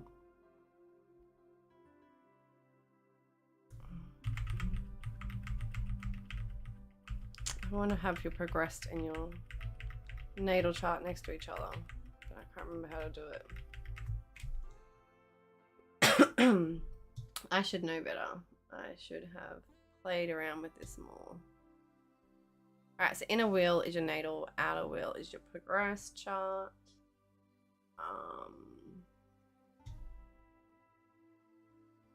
Okay, so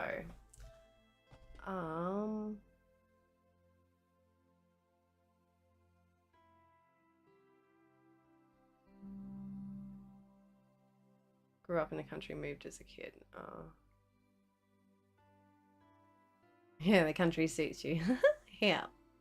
Seem like a sportsman, hunting, fishing, karate. Yeah, definitely. New here are these paid readings. Hi, Skate Punk. No, I'm doing a couple of readings for just anyone who's been here in chat listening today. So if I get a chance, if you hang around and I get a chance to get to you, I will. Otherwise, maybe next weekend. Otherwise, if you do want a paid reading, you can book one through my website details below. Otherwise, you can hang around and see if you get one, or wait till maybe next weekend. Okay, so Phil, we're going to look at your progress chart, and we're looking at your natal chart, because, and I hate looking at charts like this, I like to look side by side, but it'll do for now. Because to be more accurate, we look at more charts, and if we're just looking at your natal chart, then it's not as accurate necessarily. Like for something to happen, we usually need a few things to be lining up. So let's have a quick look at full moon for you. So full moon in Pisces, we're looking at Pisces and Virgo in your chart. So we're looking at Virgo here. So in a chart, outer wheel is your progression. So inner wheel. So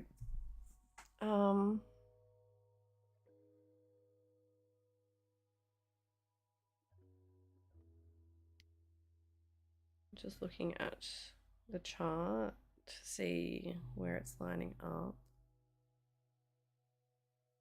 Okay, so where does it show the rising of the progress chart then? I'm no good at looking at these when I like this.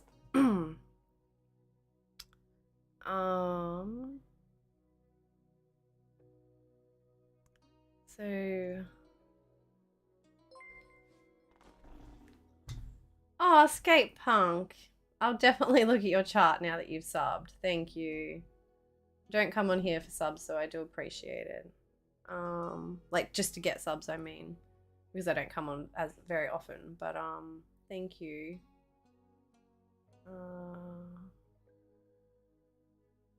Why can't I get this jewel wheel up? Give me 2 seconds. How to display jewel wheel in solar file. I can't do a lot of things because it wasn't working for so long, and then I've finally repaired it.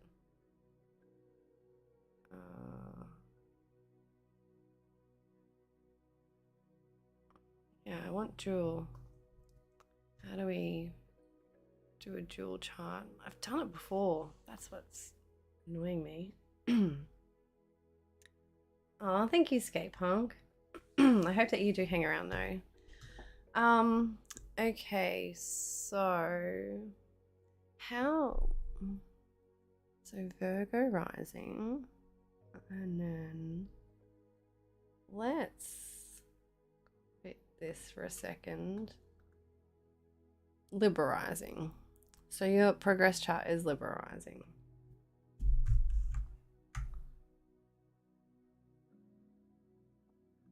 Oops. Now where does it show? How does it show rising in here? Where does it say first house?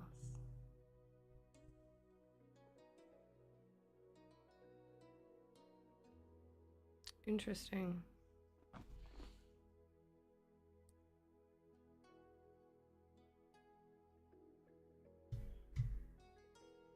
Okay, so I want a jewel wheel.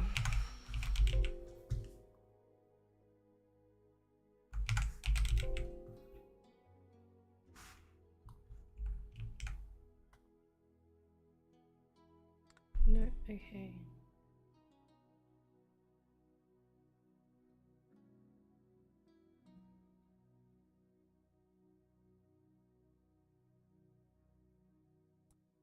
Uni wheel. I will. Jewel wheel.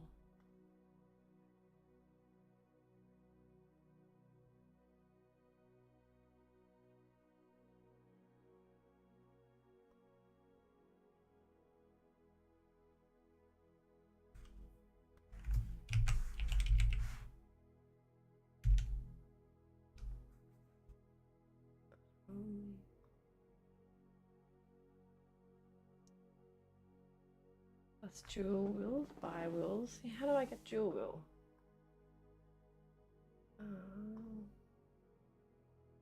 Sorry, Phil, maybe long. Oh, Control F1. There's a shortcut, maybe. Control F1. Haha, yes! Okay, wow, I'm going to keep this little thing for shortcuts. Okay, yoo-hoo, we got it. Okay. Ready? Okay, this is way better now. So, before we were looking at the two charts can get together, it's just way too much for my Gemini energy, my Virgo mind. Like, it's just way too much when it's like that. I need to see it clearly so I can analyze it better. So this is much better. All right, so we're looking at the Pisces and Virgo energy. So you are a Virgo rising natally. Welcome to my world, Phil. I'm a Virgo rising too, so that's very interesting. I seem to attract a lot of Virgo risings on Twitch. So the full moon, we said 17 degrees, is happening in your first house and, in your seventh house and first house. So there's I would say there's and if we're looking at your progress chart, then it's going to be, we're not hitting on anything specific in your progress chart. We're looking at Virgo and Pisces, so we're doing 12th house and 6th house. So we are, Pallas is there and the moon, 17 degrees. So the moon is in that conjunction, your progressed moon, which does play into more of what I was thinking as well. So, all right, so am I a Gemini Sun? No, I'm a Taurus Sun, actually. But I have Mercury in Gemini, I have Mars in Gemini, Chiron in Gemini, and I think Juno in Gemini as well. Something else there in asteroid, I think it's Juno. So, are you a Gemini Sun? Skate punk? What are you? So full moon, where you're releasing, letting go, there's a culmination, a completion, an ending point is going to be in your 7th house. So that's around your relationships. It's around the way you relate to others. And when we're talking about, we're looking to the first house. So the first house being a release point, being something that's lighting us up, showing us where we need to look to for another perspective, another point of view. In that first house, it's all about who you are, what you're about, what's lighting you up, what's making you happy, because the sun's there. So it's very much, this energy is a big part of getting you back on your soul path, on your soul purpose, and releasing and letting go other people's expectations of you, other people's thoughts, other people's judgments, other people's conditions, whatever it is. There's a releasing and letting go of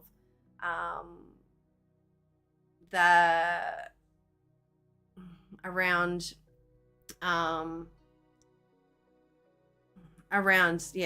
relationships, around you not being able to relate with others necessarily on a deep soul level. So that sun is helping you to step into more of the energy of who you are, what you're about, the way that you come across, the way you present yourself. There's an opportunity for you to see something within yourself, within your soul, that can help you to move forward. Now we're talking about the Taurus energy too, which for you then will be in that 8th house, 17 degrees. So there's, a big part of you moving towards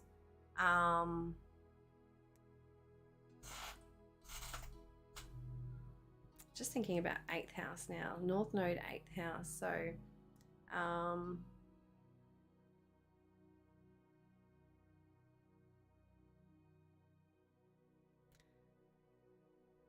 So there's a part of you that's like coming out on your own, like that you're becoming an individual and starting to become more resourceful about yourself. So releasing and letting go so that you're not, you're right, Yosh? So you're releasing and letting go of not feeling confident anymore, not feeling like you have that you're worthy, that you've got the skills and abilities you need to go out and to create and go after what you want. So that North Node in that 8th house is moving you towards being, stepping more into your power of who you are and what your soul wants from you, and helping you to heal and move forward and become more,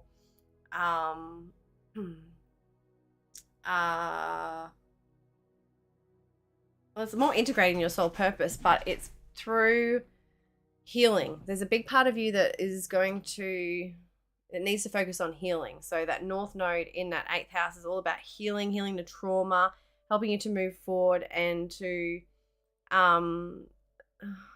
it's actually to see that like other people can help you, that you can connect with others, and that other people can like help you like through resources, through money, through finances, through, you can come together with other people in a sense that can help you towards your future, towards your destiny, towards where you're going.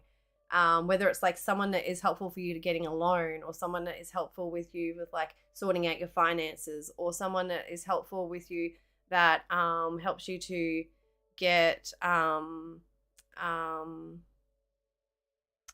more on track with like your money and your finances, so that you can be stable and support yourself, and that you can be an individual and not have to rely on anyone else, basically. So there's a big part that you're learning something here, where you're learning to become more confident, to be more, to release and let go of anything that's like keeping you in fear and holding you back from not being confident, for not being, being able to think that you can have your own financial security and build your own resources and build your own financial security and future, basically. Don't be sorry for interrupting. That's fine. Aquarius Sun. Oh, I love an Aquarius Sun. Gemini Moon. Aries Rising. Oh, wow. Aries Sun and Gemini Moon. Oh. Very intellectual energy there. Aries Sun. Hey, one of my favorite placements.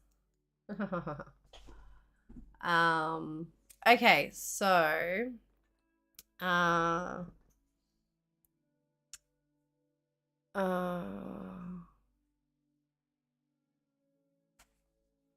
so there's a big part. Let me just look at your progress chart. That full moon. So in the 12th house, where you're, so for you to move forward and to like step more into this power and to all this stuff, Phil, you need to get, you need to focus on your spiritual side, focus on your connection with God, the universe, your higher self, your inner connection, focus on like your mind state and having like good mental practices, whether it's like meditation or it's like going for walks or getting out in nature like you do, like that's going to be really essential to you building that confidence within yourself to be able to move forward towards your destiny, towards your future, towards creating abundance. So it's like there's an opportunity for you to invest some energy, some time, some money, something like that in the next like probably year for you. And it's going to come from you being confident and being sure of yourself and stable, and you building your own like secure self, your own like being strong within yourself, basically. And you're going to be able to build your own abundance and wealth in that through your own skills and abilities, from being confident within yourself, but also through connecting with other people, through like partnering up with someone or coming together with someone that can really help to support you in some way. So there's a big energy for like collaboration or something as well for you. Eric, you know, this could be also be an ending of a partnership or collaboration or something, so that you can become independent as well. There's a big energy of it being of independence, because it's in that first house there of that Virgo and that sun energy that's like helping you to see that you are, you have your own strength and vitality to go after what you want, basically. And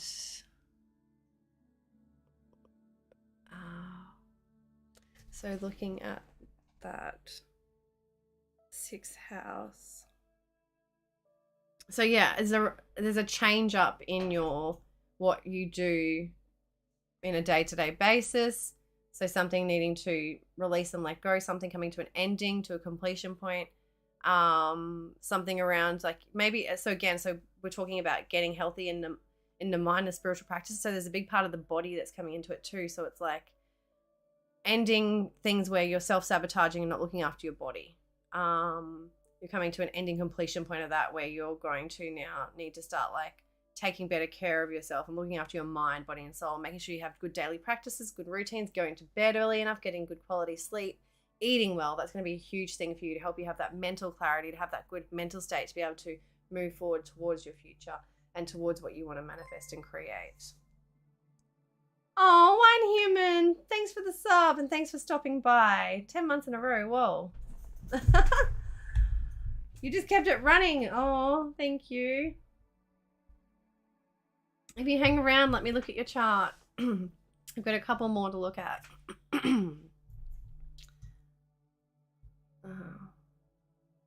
I hope that you're well. Have you been streaming? Are you here? Was this just random? I can't describe how accurate your reading for me was. Oh, that's lovely. Thank you for telling me. I swear you tell me every time you come in, which is great. Thank you, because it gives me that confidence too. But yeah. Okay, awesome. I will definitely have a look. All right, so yeah, so that's your focus, Phil, with this full moon. And a moon cycle is always so we're coming to, so a full moon is the end of a 6-month cycle. So it's what we started 6 months ago, and it's coming to an ending, completion point, a finishing point. So we're talking 6 months, so March. So in March, you would have been starting something new in these areas, and now it's coming to a completion and ending. So, so that you can start and refresh anew when we come to a new moon in Pisces again.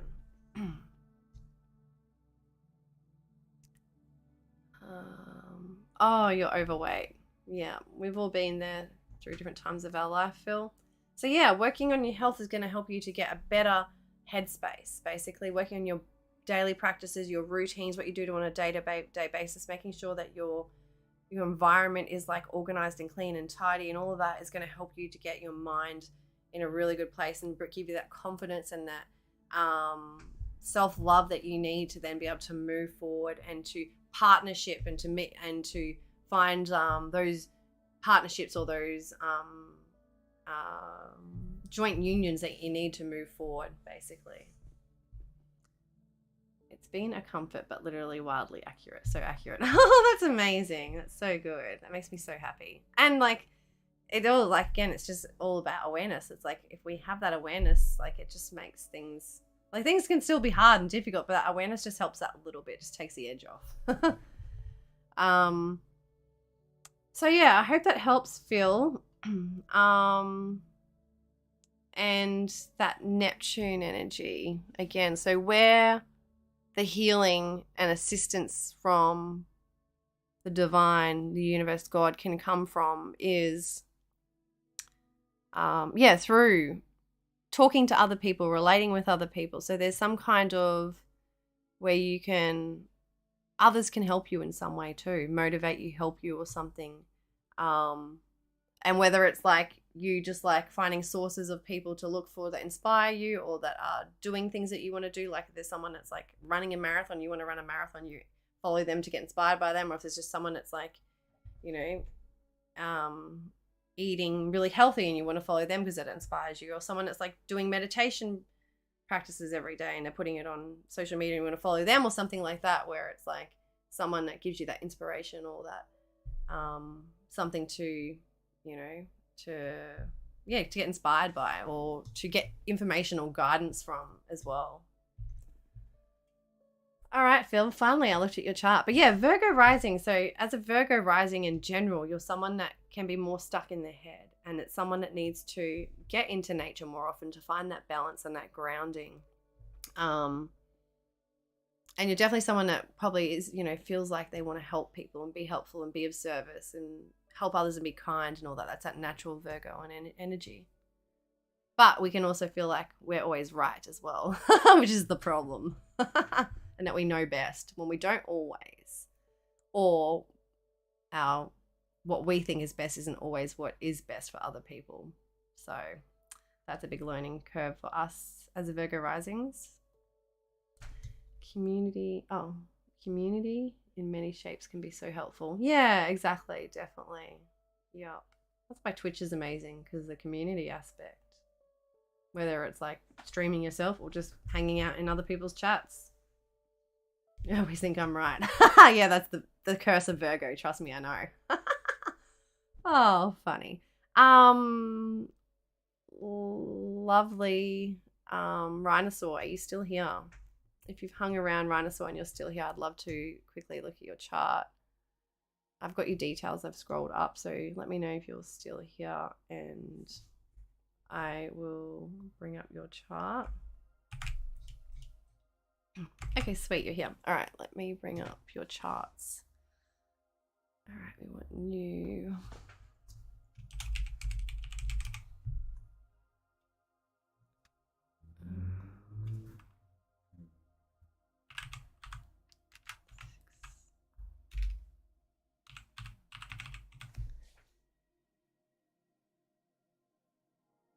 So 15th of the 6th, 1989. 10:25 p.m.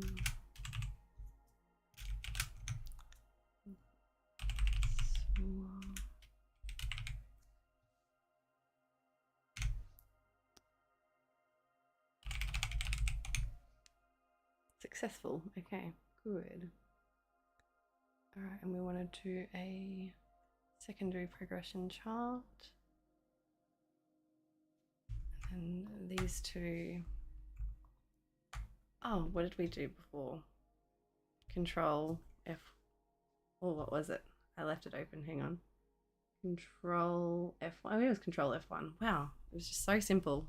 Control F1 the whole time. Okay, so. All right, so, oh, Capricorn rising. Capricorn rising. And your progress chart, you are a Aquarius rising. Lovely. All about the people. Okay, so we're doing Capricorn rising. It's going to be second house there. So the full moon is in the second house in your natal chart, and in that first house in your progress chart. So looking at the natal chart, then we've got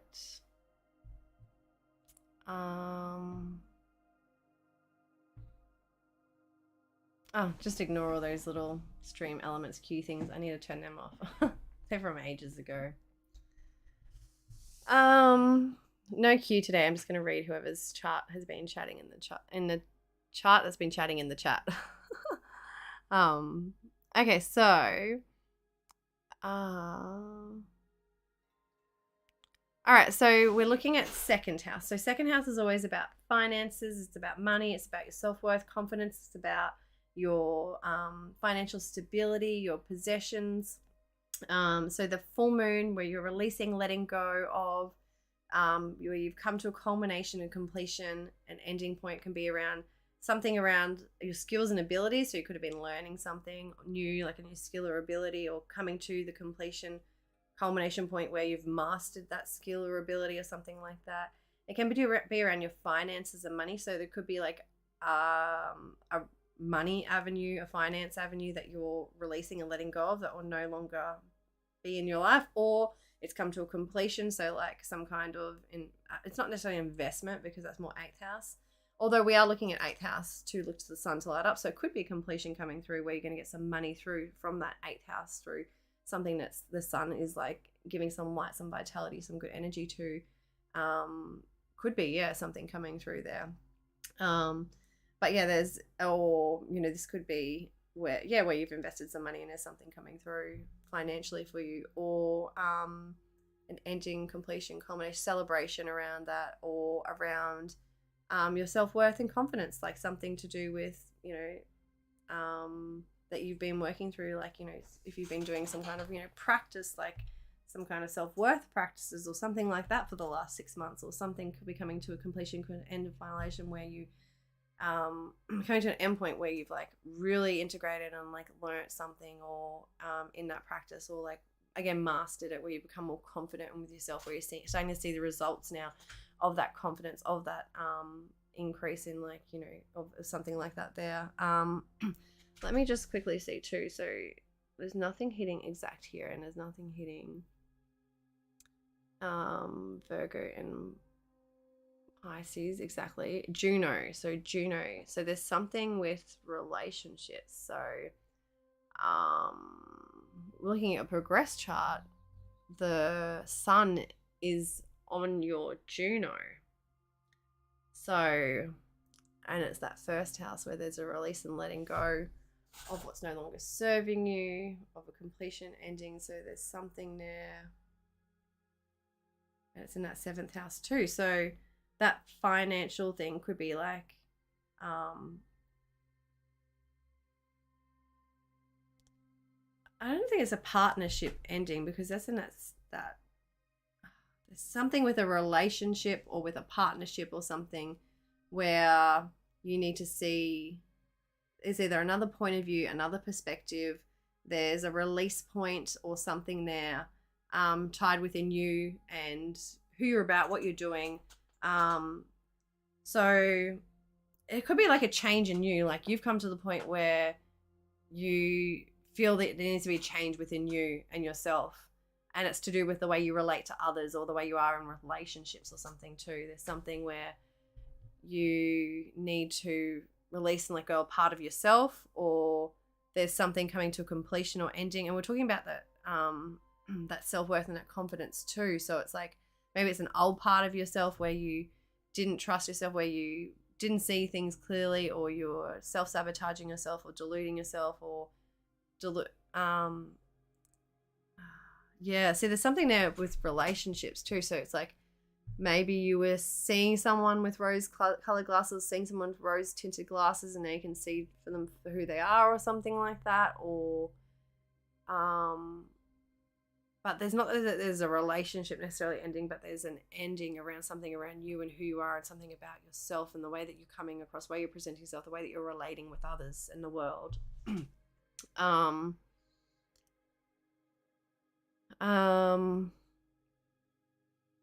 And we're talking about 17 degrees and that Juno energy. So the sun, so it's illuminating. So it's that opposition. So there's, so maybe it's like for you to find that true happiness and that true partnership that lights you up, that makes you happy, that gives you that love that you want. There's a part of you that needs to end, like that needs to finish, complete. There's something where that's no longer serving, and it could be around like you not being confident enough, being in your self-worth and that, and needing to work on that. So that's come to that completion, that ending point of you feeling not confident enough and not that, so that you can move forward towards, you know, having a really good relationship or partnerships, because you feel good and feel loved and feel confident within yourself, that you can then attract that in, or something like that there with that 7th house there too.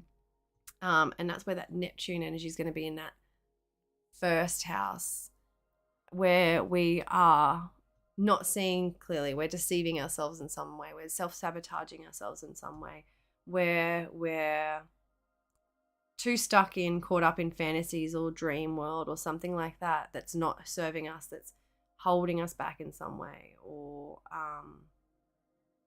that's creating some kind of tension with being able to, we're in a sextile with Venus too, so that's going into that 2nd house there, and in here, not Venus, sorry, with Taurus, that sextile with the North Node and all that in Taurus too, so that's in the 4th house there. So we're looking at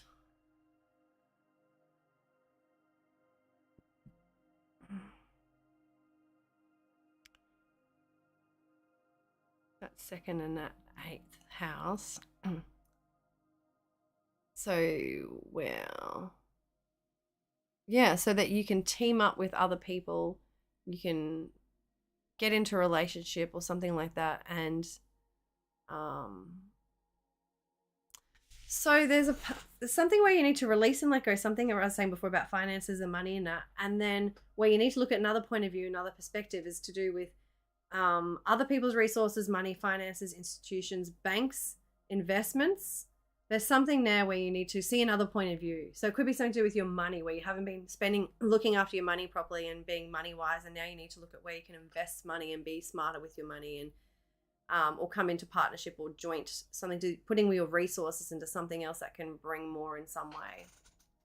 I need to let people in more and develop better relationships.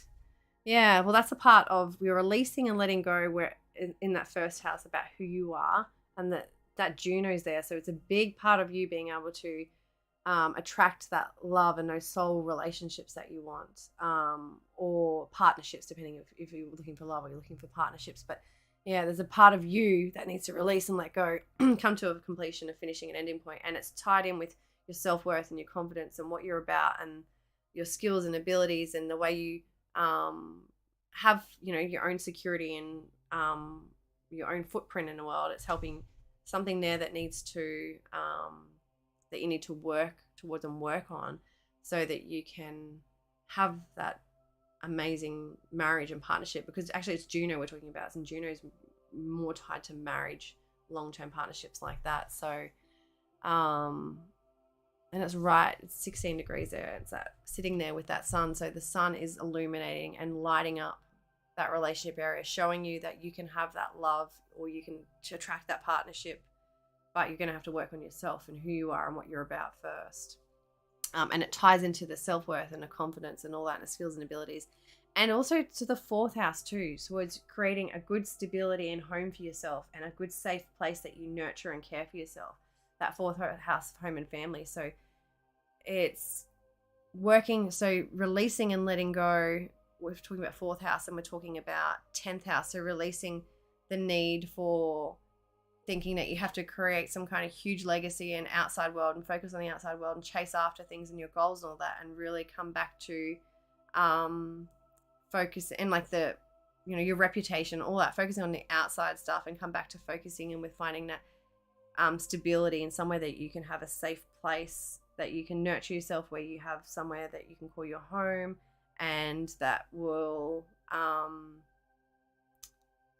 help you to then create financial abundance and security and all that. So there's a big something coming up with investments, with your home, with money and finances, with who you are, and with relationships. It all ties in together.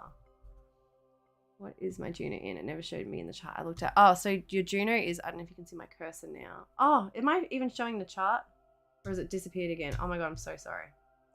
Hang on. Oh, I need to change this to... That means Phil might not have seen this chart either. Oh my God, I'm so sorry. Why does it do this? I need to change it to to sharing the screen, not the program. That's the problem. I need to just share my whole screen. I'm sorry. Anyway, you got the information. That's the main thing. Sorry, Phil. You didn't get to see your pretty charts and stuff. You just got the information yelled at you, and that's it. Okay. There we go. So, yeah, so over here, so Juno, you can see my cursor now. So Juno is over here in Virgo at 6 degrees in your natal chart, but in your progress chart,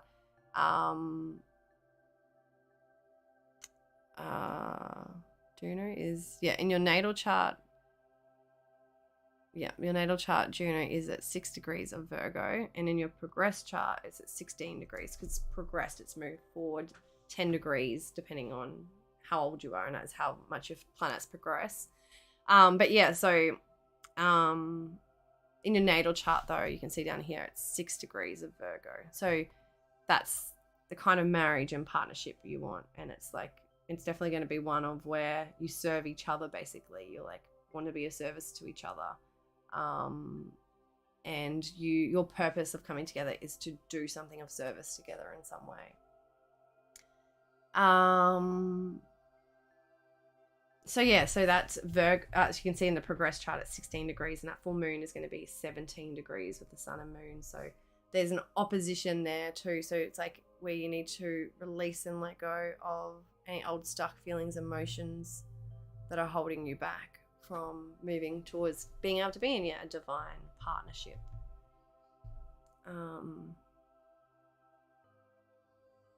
Neptune. You were talking about Mars earlier when we were going on about it? So that Mars in Gemini is in your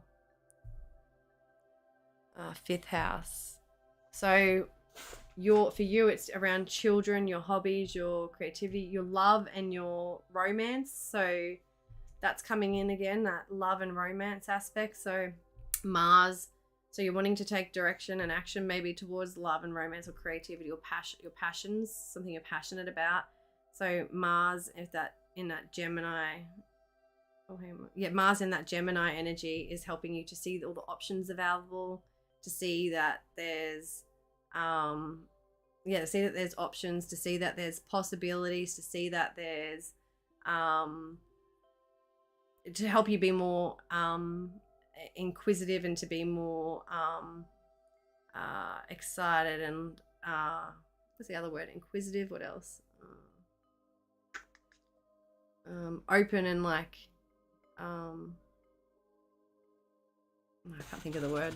Like wanting to try something new, wanting to open up, wanting to see the possibilities in that. Like, yeah, it's that Mars and Gemini energy together. So, and then it's going to retrograde back over and it's going to make you rethink all those things and help you to see something you may have missed or some opportunities or something, help you to refine in some way or to see, to go back over again over the possibilities of what, you could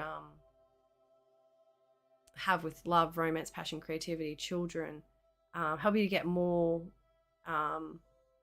direct and in alignment with what you want to go after, what you're passionate about, what you want to drive towards.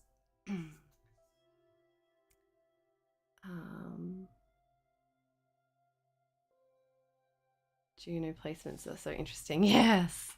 Oh, especially my Juno. Oh gosh. Curious. Yes, curious. That's what I wanted. Curious, exactly. To be more curious, so to put yourself out there more, to take more risks when it comes to love, romance, creativity, passion, all of that, helping you to get more in alignment with that energy. And to be more open to socializing and talking and communicating about those things and what lights you up and what makes you happy and what you're passionate about, because it's that 5th house energy too, what you love.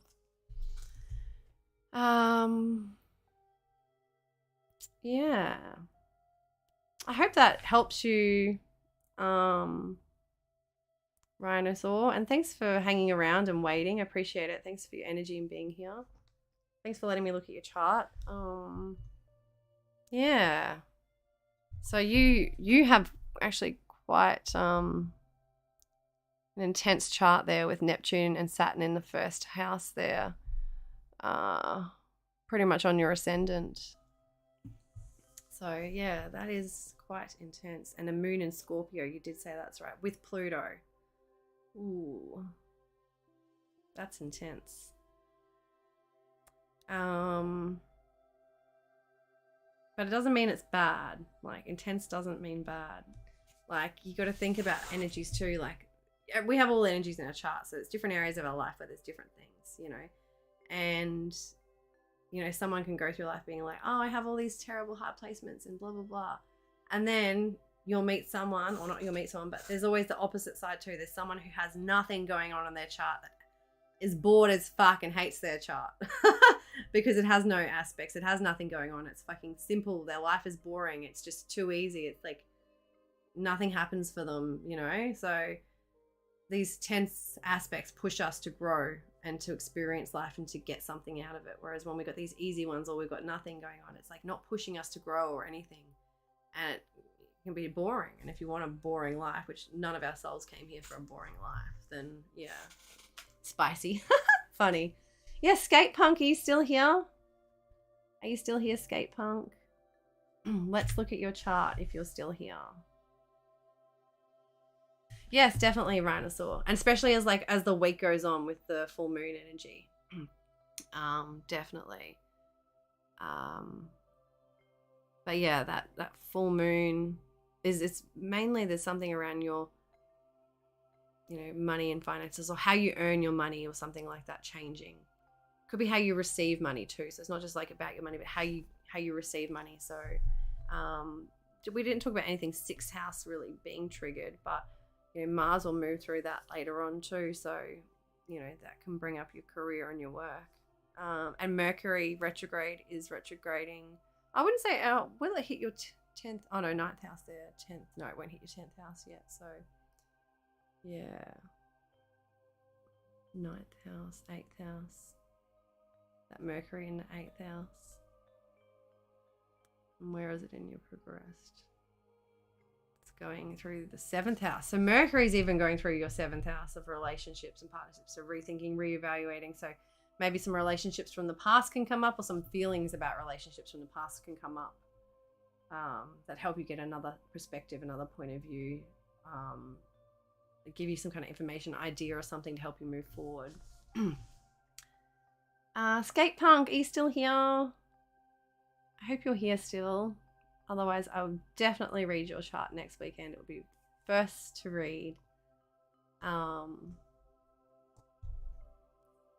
right, I'm going to go to the toilet again, and when I come back, hopefully Skate Punk is here. If not, then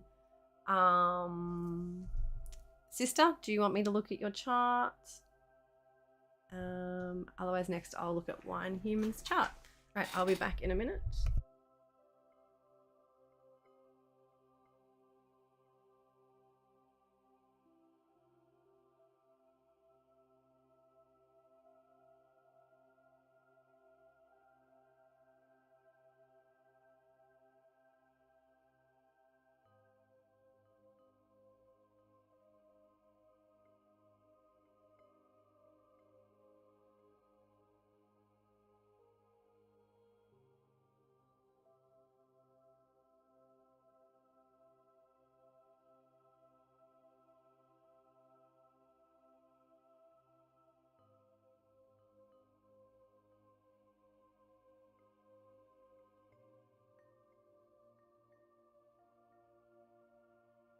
Okay, I'm back.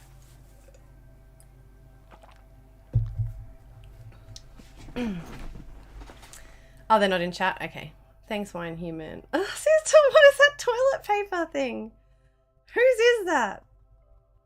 I'm not on Twitch. I'm on my software. I mean, I'm on the OBS, so I can't see. It's hilarious. Sorry, I have to quickly nibble on something. I'm starving. I was meant to go to lunch and it got cancelled, so I started to stay on here longer.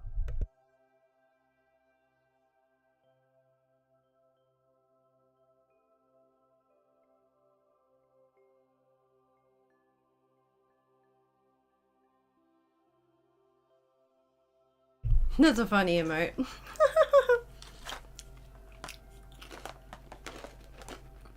It's so funny. When I first came on Twitch, it was like, what's the big thing about emotes? But eventually you get into it and you're like, you subscribe to people just for their emotes. You can't read tarot on an empty stomach. Yeah.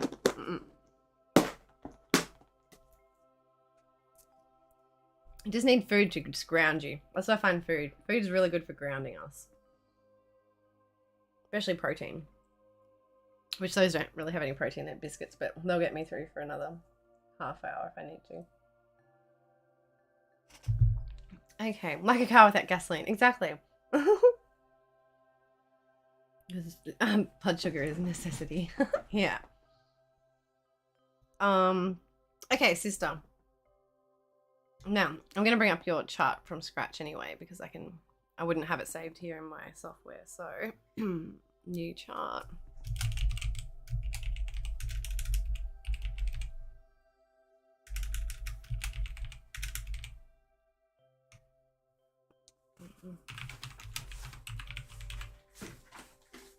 Hey Yosh, what's up, baby?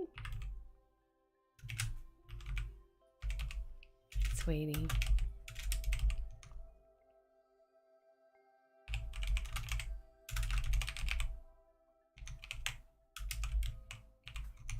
Okay.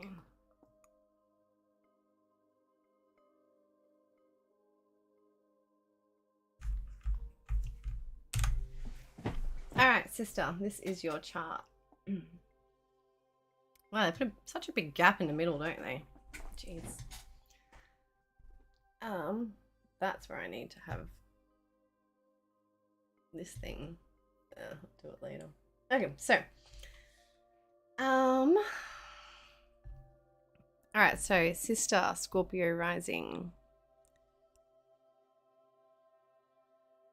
So this full moon is happening in your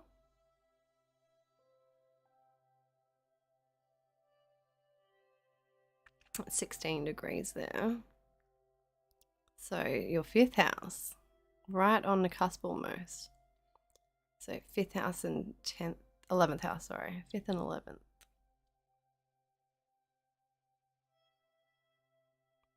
Your moon is there at 24.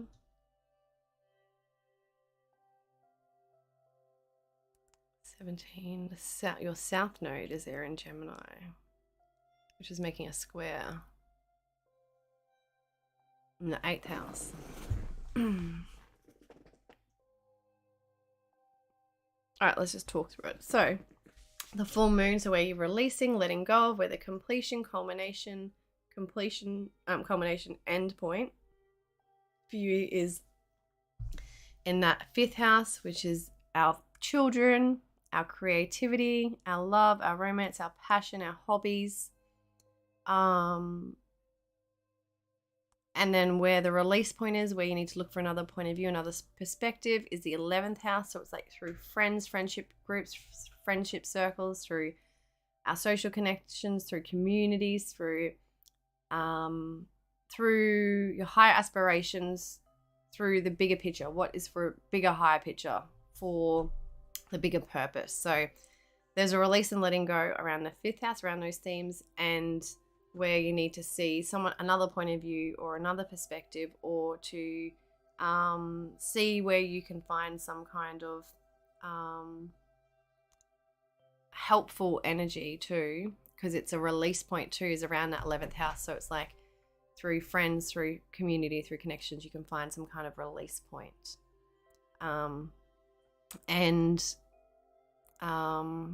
That Neptune, so where you've been seeing things with rose-tinted glasses, or deluding yourself, or where you've been not seeing things clearly, where you've been can be self-sabotaging, that sort of stuff, is in that 5th house. So it's around what we love, what we're passionate about, you know. So it's like you're not following your true passions, or what really makes you happy, or what lights you up. There's, you know, you're holding yourself back in some way. And then that north node, that sextile, which is helping us to see where we can have our future and our dreams around our hobbies, our passions, what we love, around children, romance, passion, where we can have those things through connecting with others, through relating with others, through relationships. So there's a big part of you, what you're releasing and letting go of, is helping you to move towards you having a really good relationship, or being able to be in a partnership and relate well with others. A big part of your future is that relationship and being in a partnership, a union with someone. And Uranus is helping you to shake you out of where you're stuck, liberate you, to break you free from current things that are holding you back in relationships or people, so that you can move forward into your future, into the divine partnership that you're supposed to be in. And that's connected to you from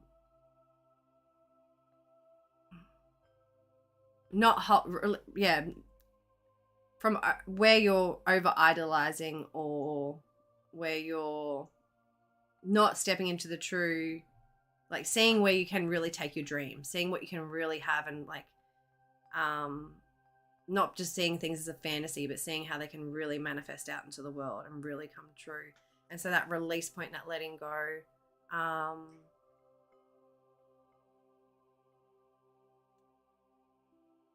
can be of like immature energy too. So like where we're stuck in our child self, and where we're stuck in like our inner wounded child or something like that too.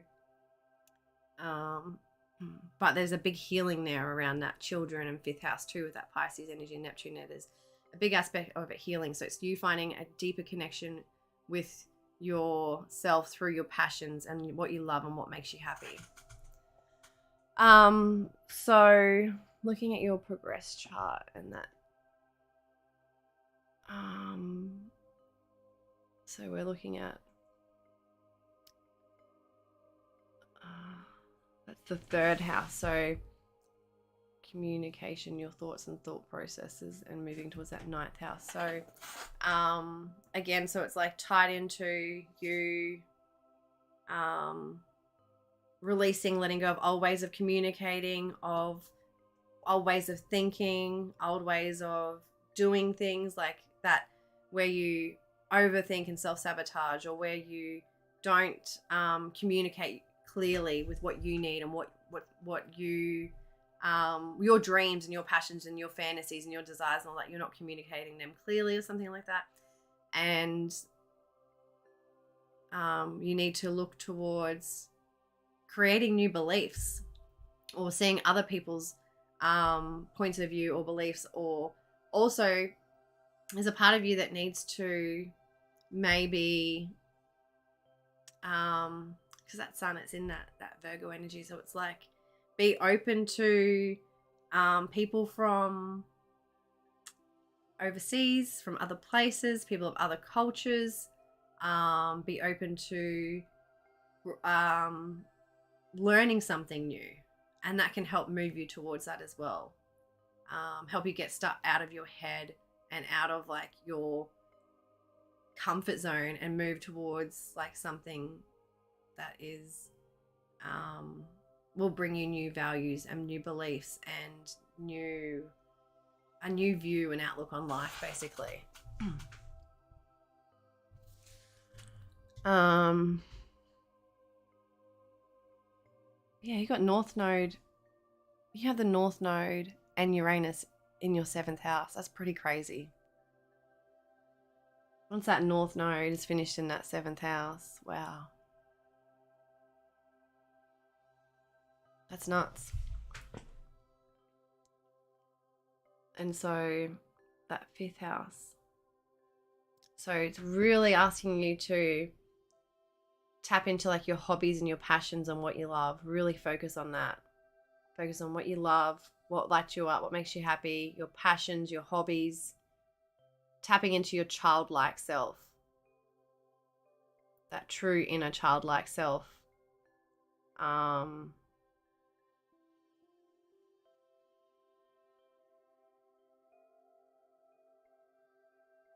finding what makes you happy and what lights you up. 7th house is relationships and the way we relate with others, partnerships. And the North Node is our destiny, our future. So it's like a destined partnership or relationship to come into your life.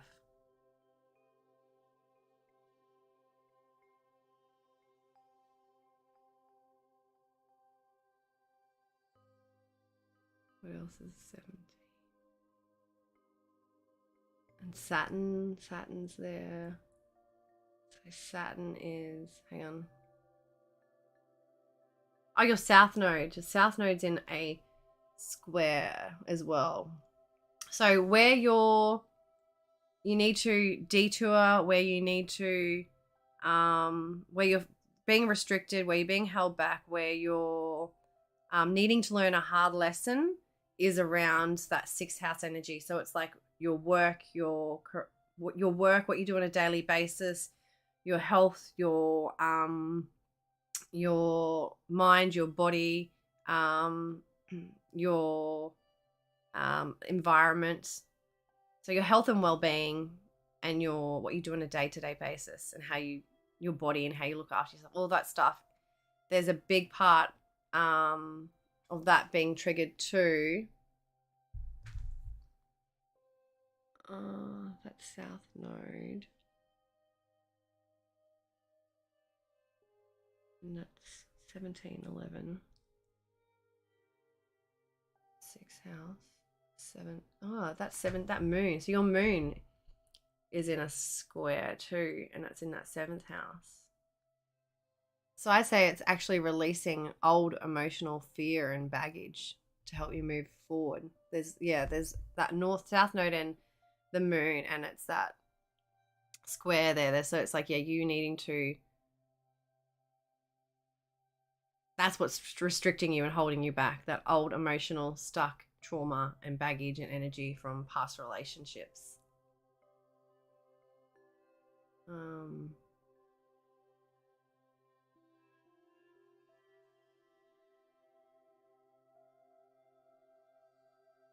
I always get to be creative in my readings.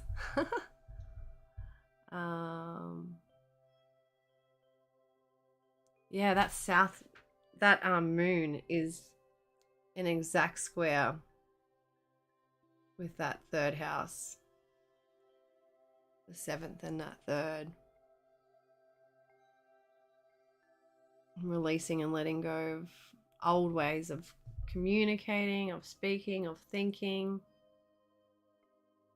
and tied in with how you relate to other people and the way you relate with others in your relationships.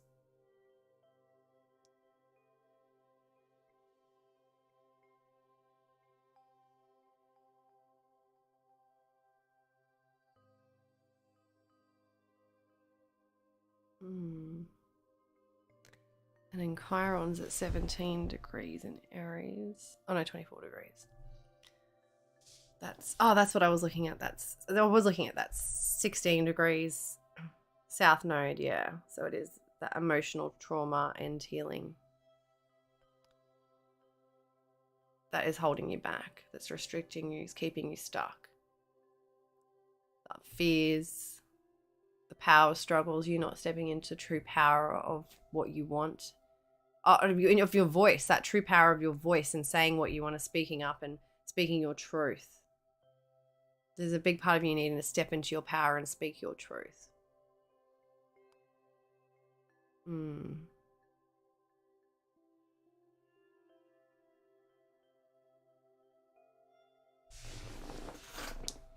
then Saturn's making a trine in that ninth house.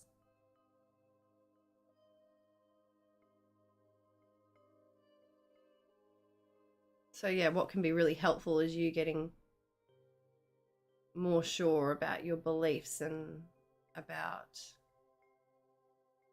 Saturn, and getting more serious and showing up for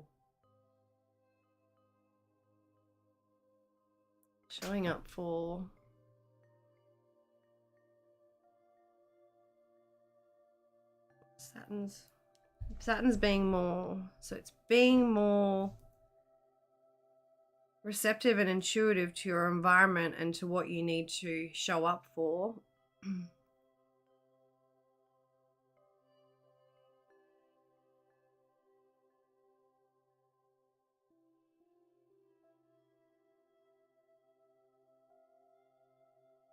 By having strong boundaries and by staying strong towards your beliefs and your values.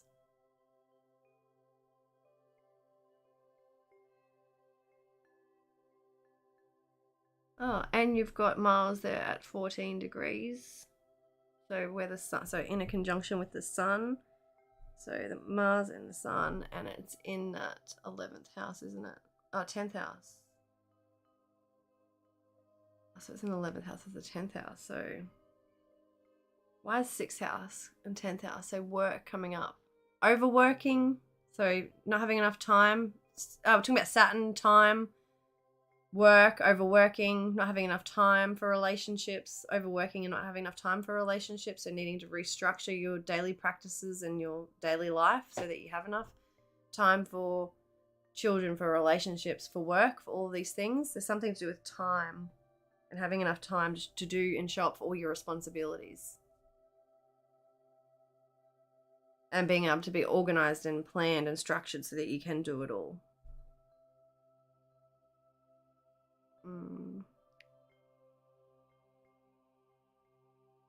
By releasing and letting go of old thought patterns and fears and whatever's holding you back. And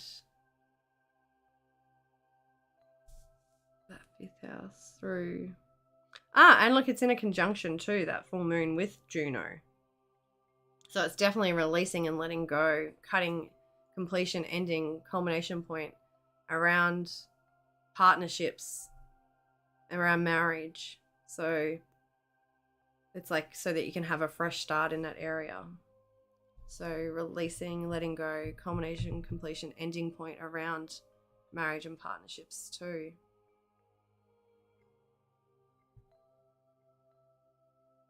Like a final end point or a turning point as well. It could be a turning point.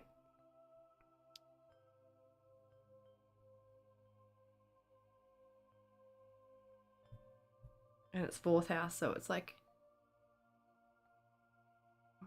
something to do with home and family.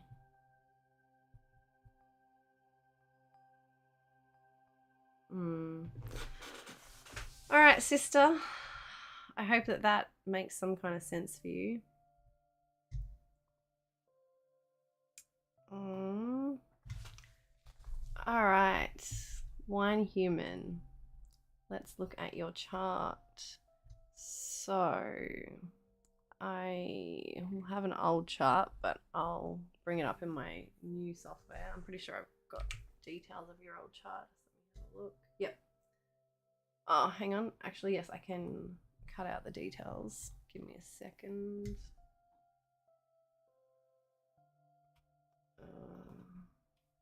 So go new chart. And then where are we? Where's OBS gone? Oh, it's not even showing details anyway because I haven't put it across that far. So that's all good. Or does it? Oh no, it does. On there. Okay.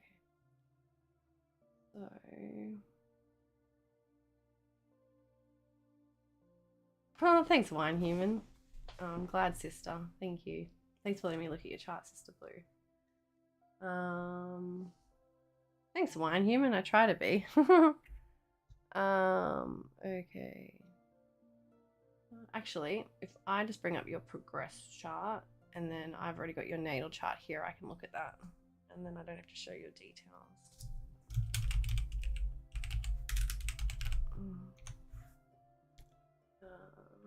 Where did it go?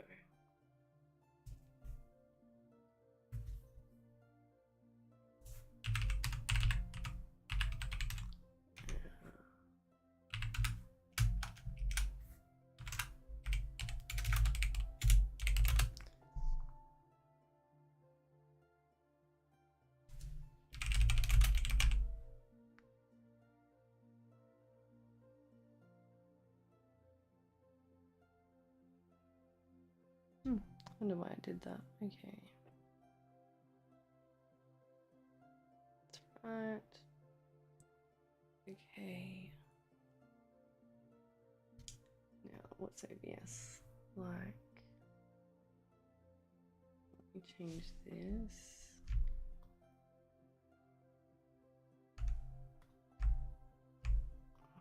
No problem. I don't even know what that is. What is that? Weird. Solar fire, come back. Like this. Alright, let's see what comes up.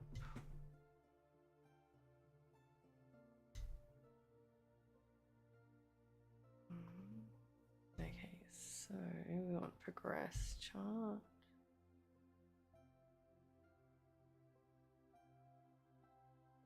And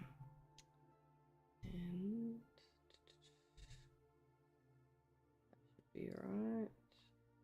Aha, yay, okay, cool.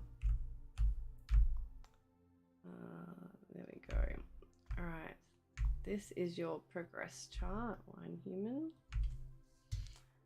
All right, and I'm gonna look at your natal chart on the side here. I won't show that, but okay, so the full moon is happening in your 8th house in your natal chart, and it's not hitting anything in particular, and it's 8th and 2nd, it's not hitting anything in either chart. And like at the Pisces or Virgo energies, exactly.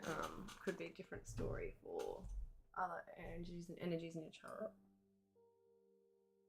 So Sagittarius will be a square. So there is a square with Uranus there. So 5th and 8th house. So you're releasing and letting go, culmination, completion, ending point in the 8th house around other people's resources and money, other people's resources and money and finances, investments, inheritances, insurances, banks, anything to do with that, partners' money, release, completion, ending, culmination point around that stuff, around trauma, healing, things that are taboo, things that are occult, so tarot, astrology, anything like that. There's something completing, coming to an end, a finalization around trauma, around healing, around anything to do with sex and stepping into your true power. So, and that second house, so that you can see another point of view, another perspective. There's a release point in the second house of your self-worth, your confidence, your finances. So usually that sort of theme is like releasing and letting go of someone else's resources and money so that you can step into the power and see how that you can create your own resources and money and be reliant and self-confident and dependent and create your own financial security and look after yourself. Usually it's like the second and 8th house. They're the sort of themes, is like moving away from someone else's money or moving away from trauma and stuck energy of past and moving towards our confident self and being able to manifest and create our own future and self. I'll be closing on selling my business in a couple of months' time finally. Oh, wow. And sold your house a few months ago. Whoa. That's a lot. And that Neptune's in that 8th house. So it's where you could be over idolizing a situation or not seeing things clearly or seeing things with rose tinted glasses or being too stuck into fantasy or something around that trauma, healing, finances, money, other people's resources, any of that 8th house themed stuff. And where you can see the possibility of like your dreams manifesting and like the reality of them manifesting and coming true through that 10th house of career. And so what you're working on releasing now around that 8th house stuff is going to help you to move forward towards your destiny, towards your future, around what you're building, what you're creating in the world, your legacy, what you want to leave behind, towards your reputation, towards what you're working towards, your goals. So there's some kind of future destined energy coming up about your dreams around those things, you being able to see a path forward in some way from releasing, letting go, the completion, ending, culmination point around the 8th house themes of other people's money, resources, finances, banks, inheritances, insurances, taxes, healing, trauma, power struggles, any of that stuff. And then that second house of you stepping into your true confidence of who you are, of your own skills and abilities to create your own financial security and around your resources and possessions and all of that. So the sun is highlighting all of that stuff. It's lighting it up. It's helping you to see where you have some strength and some vitality in that area of your life that you can tap into, that you can use, that is a release point. It's like helping you to, in some way, to see that other point of view. And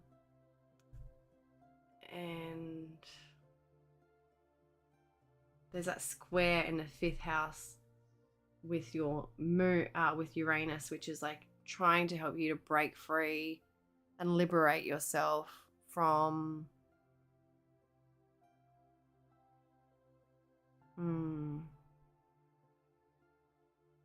something that's no longer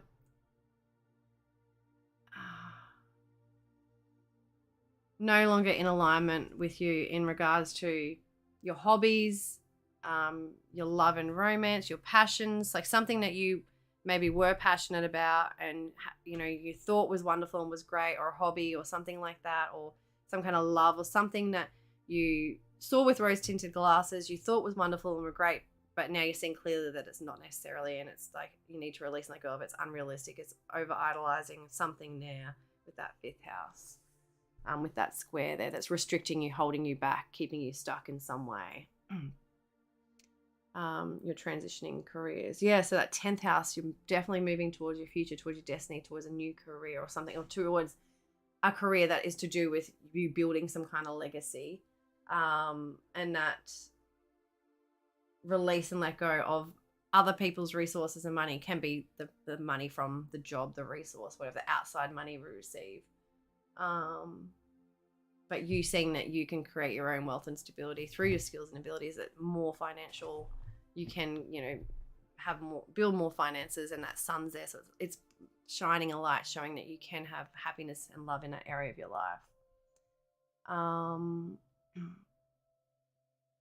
Blew my background in wine. Oh, yeah. And looking at your progress chart too, Mal 975. I'm a Leo and my cousin is a Gemini. Do you think we can be together? It's up to you. So I'm not here to tell you what to do. Like it was my whole life. Right now it seems I'm honestly pivoting almost entirely away from it, which is bizarre.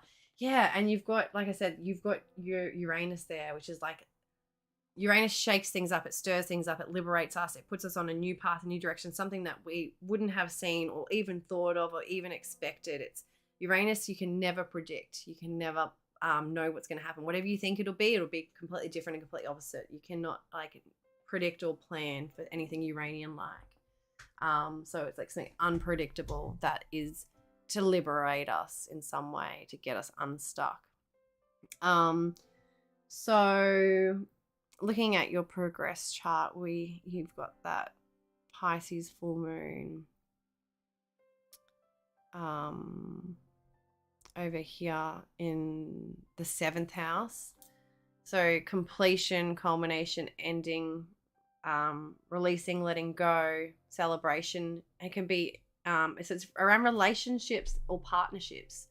So it could have been a partnership with someone with work, or partnerships, or the relationships within that you have. So it can be like relationship, partner, business partnerships, relationships, contracts, all that sort of stuff ending, releasing, letting go of some kind of relational aspect, or coming to the completion, culmination, celebration point too of that.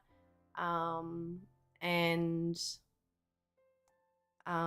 it's helping you to move forward towards 9th house themes, which is like you having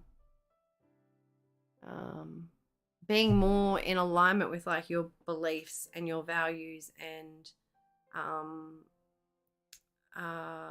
learning and growing in the world. So at the moment the North Node's in that 9th house for you, so there's a big part of your future and your destiny which is to do with or even like currently what you should be focusing, what your energy is towards, is like through things that are other cultures or things that are overseas or far away, or through learning and education or teaching or something in some sense. There's like some where you can really grow and expand and have like some kind of destined energy around those themes for you. So and your natal North Node, progress North Node, is in that Taurus energy. So you can see they're up at 7 degrees. So as the North Node continues to move backwards, because it moves backwards through the signs, and hits your North Node, that's a huge destiny point for you when you have your nodal return. I won't say what age. When you have your nodal return, that's really powerful, and that's really puts you into, like, that's a destined point, a huge destined point in your life, because it's the collective North Node meeting your personal North Node, and them coming to a destined point about your future and about your destiny. And it's in your natal chart too. It's 9 degrees, so it's going to hit them both. So over the next, we looked at the charts before, 6 months or something, it's really faded destined energy coming into your life. That's really amazing. I can't wait till mine. I've been waiting for years. I can't wait. So you're ahead of me. You're lucky you're there. I've still got another 2 years, but yeah, that's cool. So that So your moon, your progressed moon is in that 10th house too, and that's creating that trine. So, oh, sorry, I'm no, sorry, I'm looking at that. Sorry, it's in a square, sorry. So it's that square. So that's like,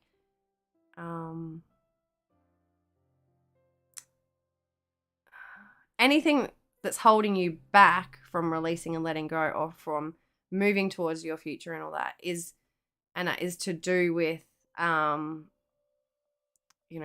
your feelings and emotions, or feeling too overwhelmed or something like that, too anxious, or too many thoughts and fears and anxiety going on around your legacy and what you're wanting to do out in the world and what you're wanting to create and your goals and all that. There's a lot of that. It's that moon Gemini energy there, of that progress energy that's coming into that square. So it's like you being too stuck in your head or something, and your feelings and your emotions that's just stopping you from being able to move forward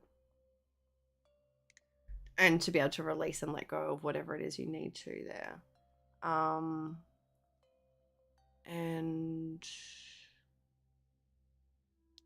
what about let's have a look too. That's great. Maybe that's what I'm feeling. Anything about my intuition or anything about my living circumstances? Like, I'm feeling in touch with my intuition, but it's always a bit scary with so much changing right now. Yeah, so maybe that's what I was just saying then. It's like you need to deal with the anxiety and the thoughts and being too stuck in your head, and the worries and overthinking and too many thoughts and ideas and stuff going down. I need to ground that. So try and find some way to spiritually ground that, so that those intuitive thoughts can be clearer and stronger and not so scattered and too much or too many things going on. I kind of know what I should be doing, but I also want to doubt myself. Yeah. So that South Node energy in Scorpio too, again, it's going to hit your South Node. So there's going to be a big release of all your fears coming up as well. All your fears and that will just subside, and it'll just all dissipate, and you'll just release and let go of it when you hit that nodal return to.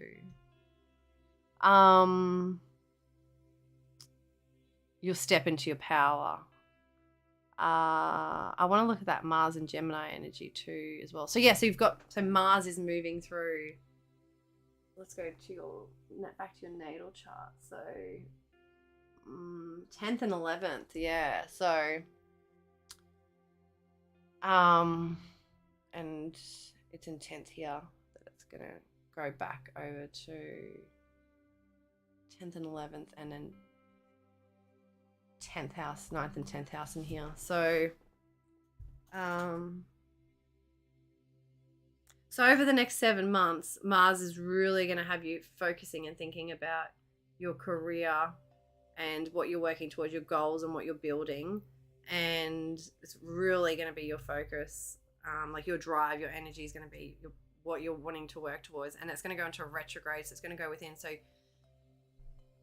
over the next few months, you're going to go back over the current. So so from today until the 30th of September, whatever comes up, you're going to go back over.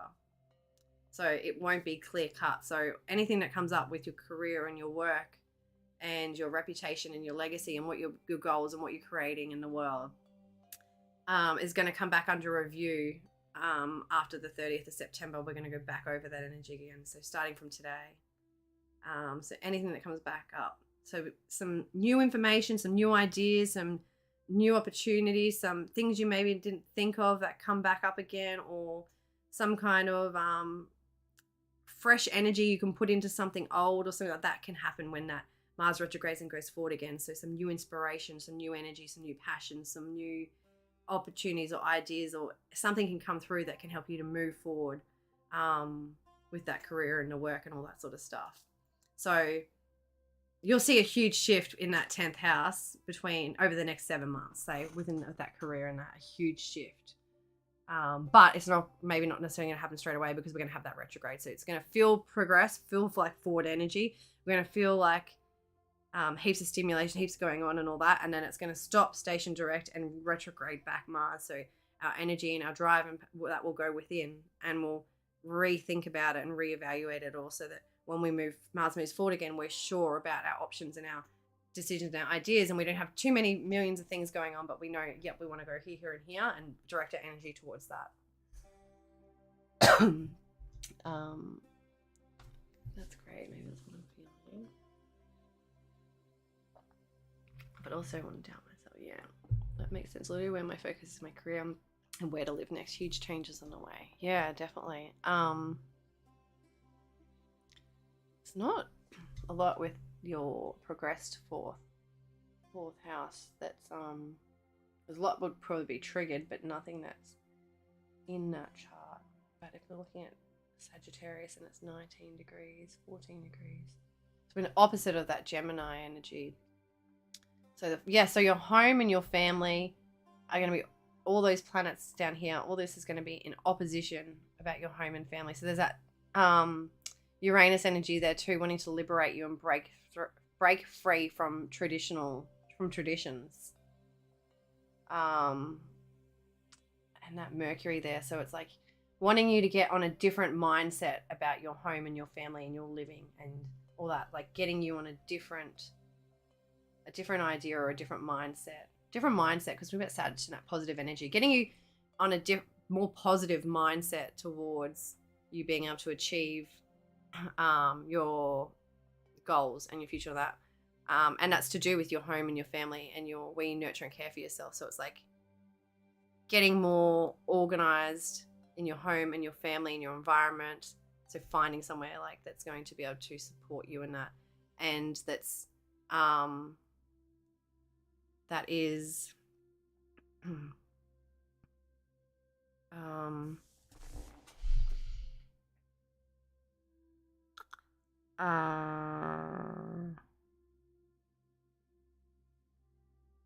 maybe you're going to live somewhere else, like open your mind to living somewhere else, living in a different country or place or culture.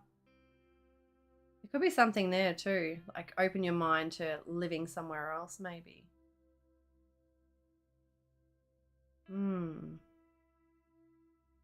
Living in another place, being able to explore new things, new environments. Consider you should. This is you should move somewhere else. If you I don't know if you have a plan where you want to move, whatever, but have you heard of astrocartography? So it's like where you pull up here, I don't want to do it in case it brings up your details, but we'll do it in private sometime. Send me a Discord message and we'll catch up and we'll look at your astrocartography, and it can show you the best places for you to live, so that you can live on your Mercury line, which will make you more able to communicate better, to share information, to spread your message, to communicate, to advertise, to market yourself, to get contracts and stuff like that. And then if you live on your Venus line, you're better able to attract relationships and money and finances, and it all just flows and works better. If you live on your Saturn line, means that you're going to be probably really stuck and committed and hard work and having to put your head down and have a lot of responsibilities and show up and all that sort of stuff, and have a lot of harsh lessons come into your life so that you can move towards creating something big. Depending where you astrocartography, you can look at different areas, different locations, and where you can live as to what's best for you. Oh, you did look at that. Things keep feeling like they're pointing me towards the mountains out a few hours away from me. I wasn't quite sure I was looking at it right. Okay, well let's have a look one day anyway together. Let's catch up in the next few weeks and see. That's cool. That's really cool. I love astrocartography. I'm definitely not on my best place at the moment. That's the thing. So yeah, that's cool.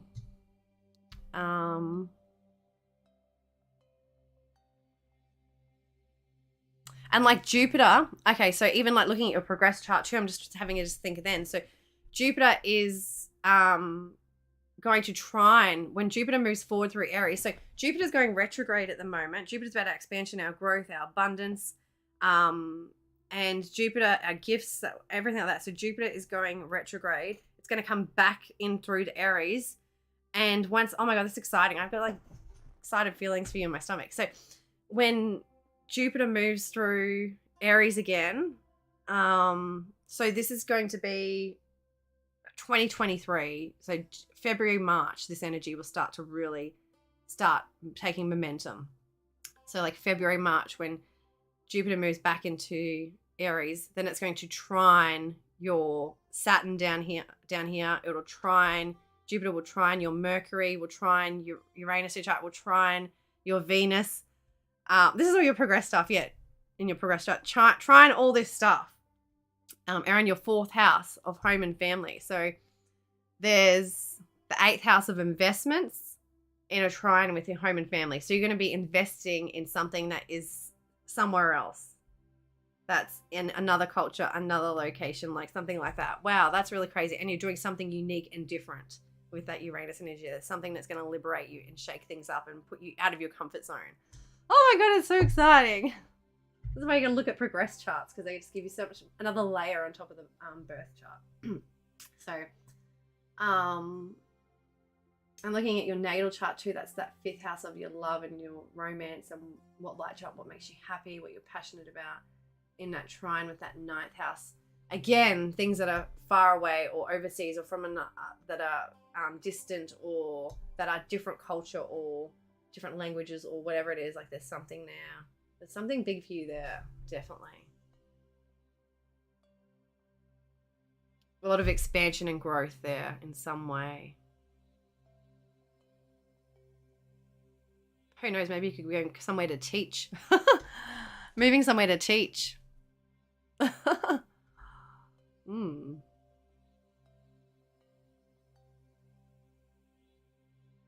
Ninth house, North Node, Taurus. That's right. That North Node is there too. It's going to hit your North Node. I reckon you're going to end up moving overseas or something. Maybe like it could be within like a year or something, or there's something to do with really big for you for overseas or something from far distance or other cultures or something.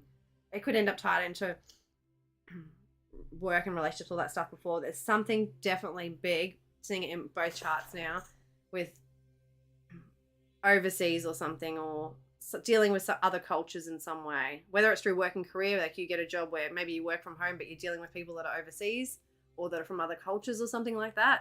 It could be something like that too. But there's a big aspect that comes in, and it's to do with foreign lands, foreign people, foreign things, something like that. If not related to teaching, but again, it can be teaching in those to people that are from other cultures or other lands or something like that maybe too. That would make sense actually. Okay, that's good.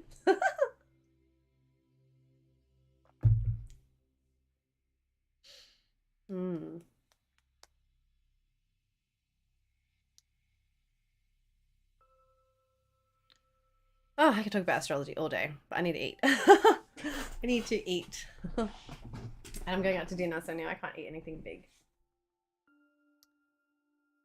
Okay. So I hope that helps you in some way and gives you some kind of clarity or awareness for what's coming up over the next few months, so that you can be aware of the opportunities, the expansion, the growth. So it's trining Leo energy too, which is the 11th house. So your higher aspirations, communities, friendship groups from friendship circles. What about your natal chart? What was that? Other trine. Oh, sorry. Yeah, trine. The other trine. To the 1st house, to you. So some kind of expansion and growth around you and who you are and the way you present yourself, what you're about, just you in general, your whole life. 1st house.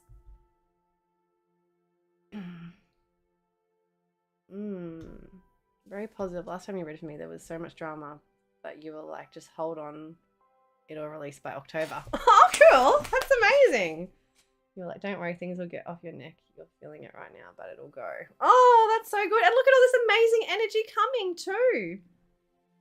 So that's exciting. And that's the thing, like, that's what I was saying about before, the people having good charts and bad charts and hard aspects and this aspects. Like, if you get everything handed to you on a platter, a silver platter or whatever, you know, then you're not going to appreciate it as much. But when you've had to go through the hard shit, or you've had to work hard to get where you are, which is what Saturn teaches us hard lessons about, it's like you get more rewarded, you feel better about it, you accomplish more on a soul level, on a physical level, everything, when you've done the hard work yourself, or you've been through the experience yourself, or you've gotten through something, or whatever it is, you know, whether it's physically, emotionally, whatever it is. It's like you then get really reap the rewards from it, from that growth, from that, you know, like we can get monetary rewards. Like that's what they say too, is like, you know, that energy, it's like people give up right before something good's going to happen or whatever. Whereas it's like that's something where it's like the energy to be in is that, like, right before something big's going to happen, if you're in that energy of, like, if you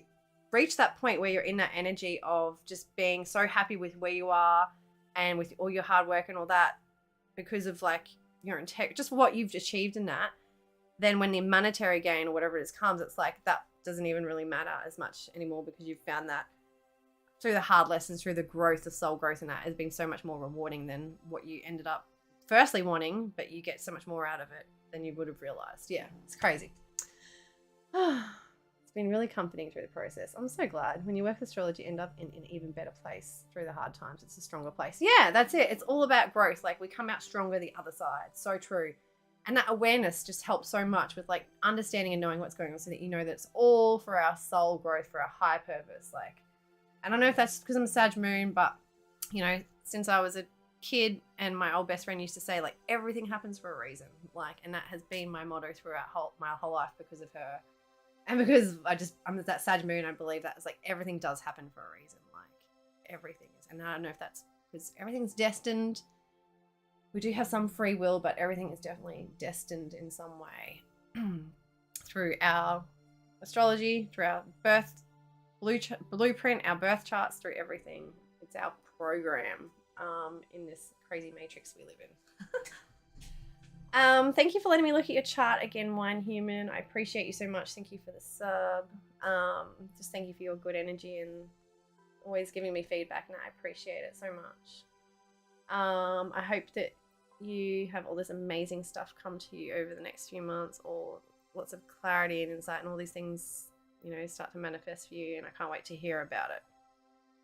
So much woo-woo energy in me. I've had so many beautiful happenstances in my life along the way, of hardships as well, but I just see the beauty in it too. Folks like you are so helpful to remember that. Yeah, and people like you, I'm sure you're helping people to see that as well. And it's so true. It's like, yeah, even though you've had a lot of hardships and all that, you can see like the positive things that have come out of it, you know, or you can, you know, see that you had to go through something shit, but then you've ended up somewhere better or something good. Or, you know, it's like you can have a shit time and, you know, have a shit experience, but the one thing you remember is that, oh my God, that person was there that whole time holding my hand, helping me through it. And that's the light at the end of the tunnel. It's like, wow, that's the good thing to reflect on. It's like, wow, I had that person that whole time, even though I was going through all that shit. Like, that can be the positive thing out of it, you know? So, yeah. Oh, thank you, Wine Human. I appreciate that. And so does yours. You are always serving the collective too, and trying to help people and make the world a better place. So, and that's part of your chart. Like, I'm pretty sure, haven't you got some Scorpio energy, of course. Isn't there something, I was gonna say, haven't you got some Aquarius energy? I knew there was some Aquarius energy in there. Yeah, your moon. You know, that's, you feel emotionally burdened to help people and make the world a better place. You are here for the people in a emotional way. The people matter. Even as frustrating as people can be, we know that they do matter at the end of the day. All right, I'm going to leave it at that. You're constantly trying. You are, and that definitely shows. I'm going to leave you with the singing bowl. Thank you, everyone, for being here today. Thank you, everyone that let me look at their charts. Everyone that hung around and chatted, listened to the astrology, did the tapping with me.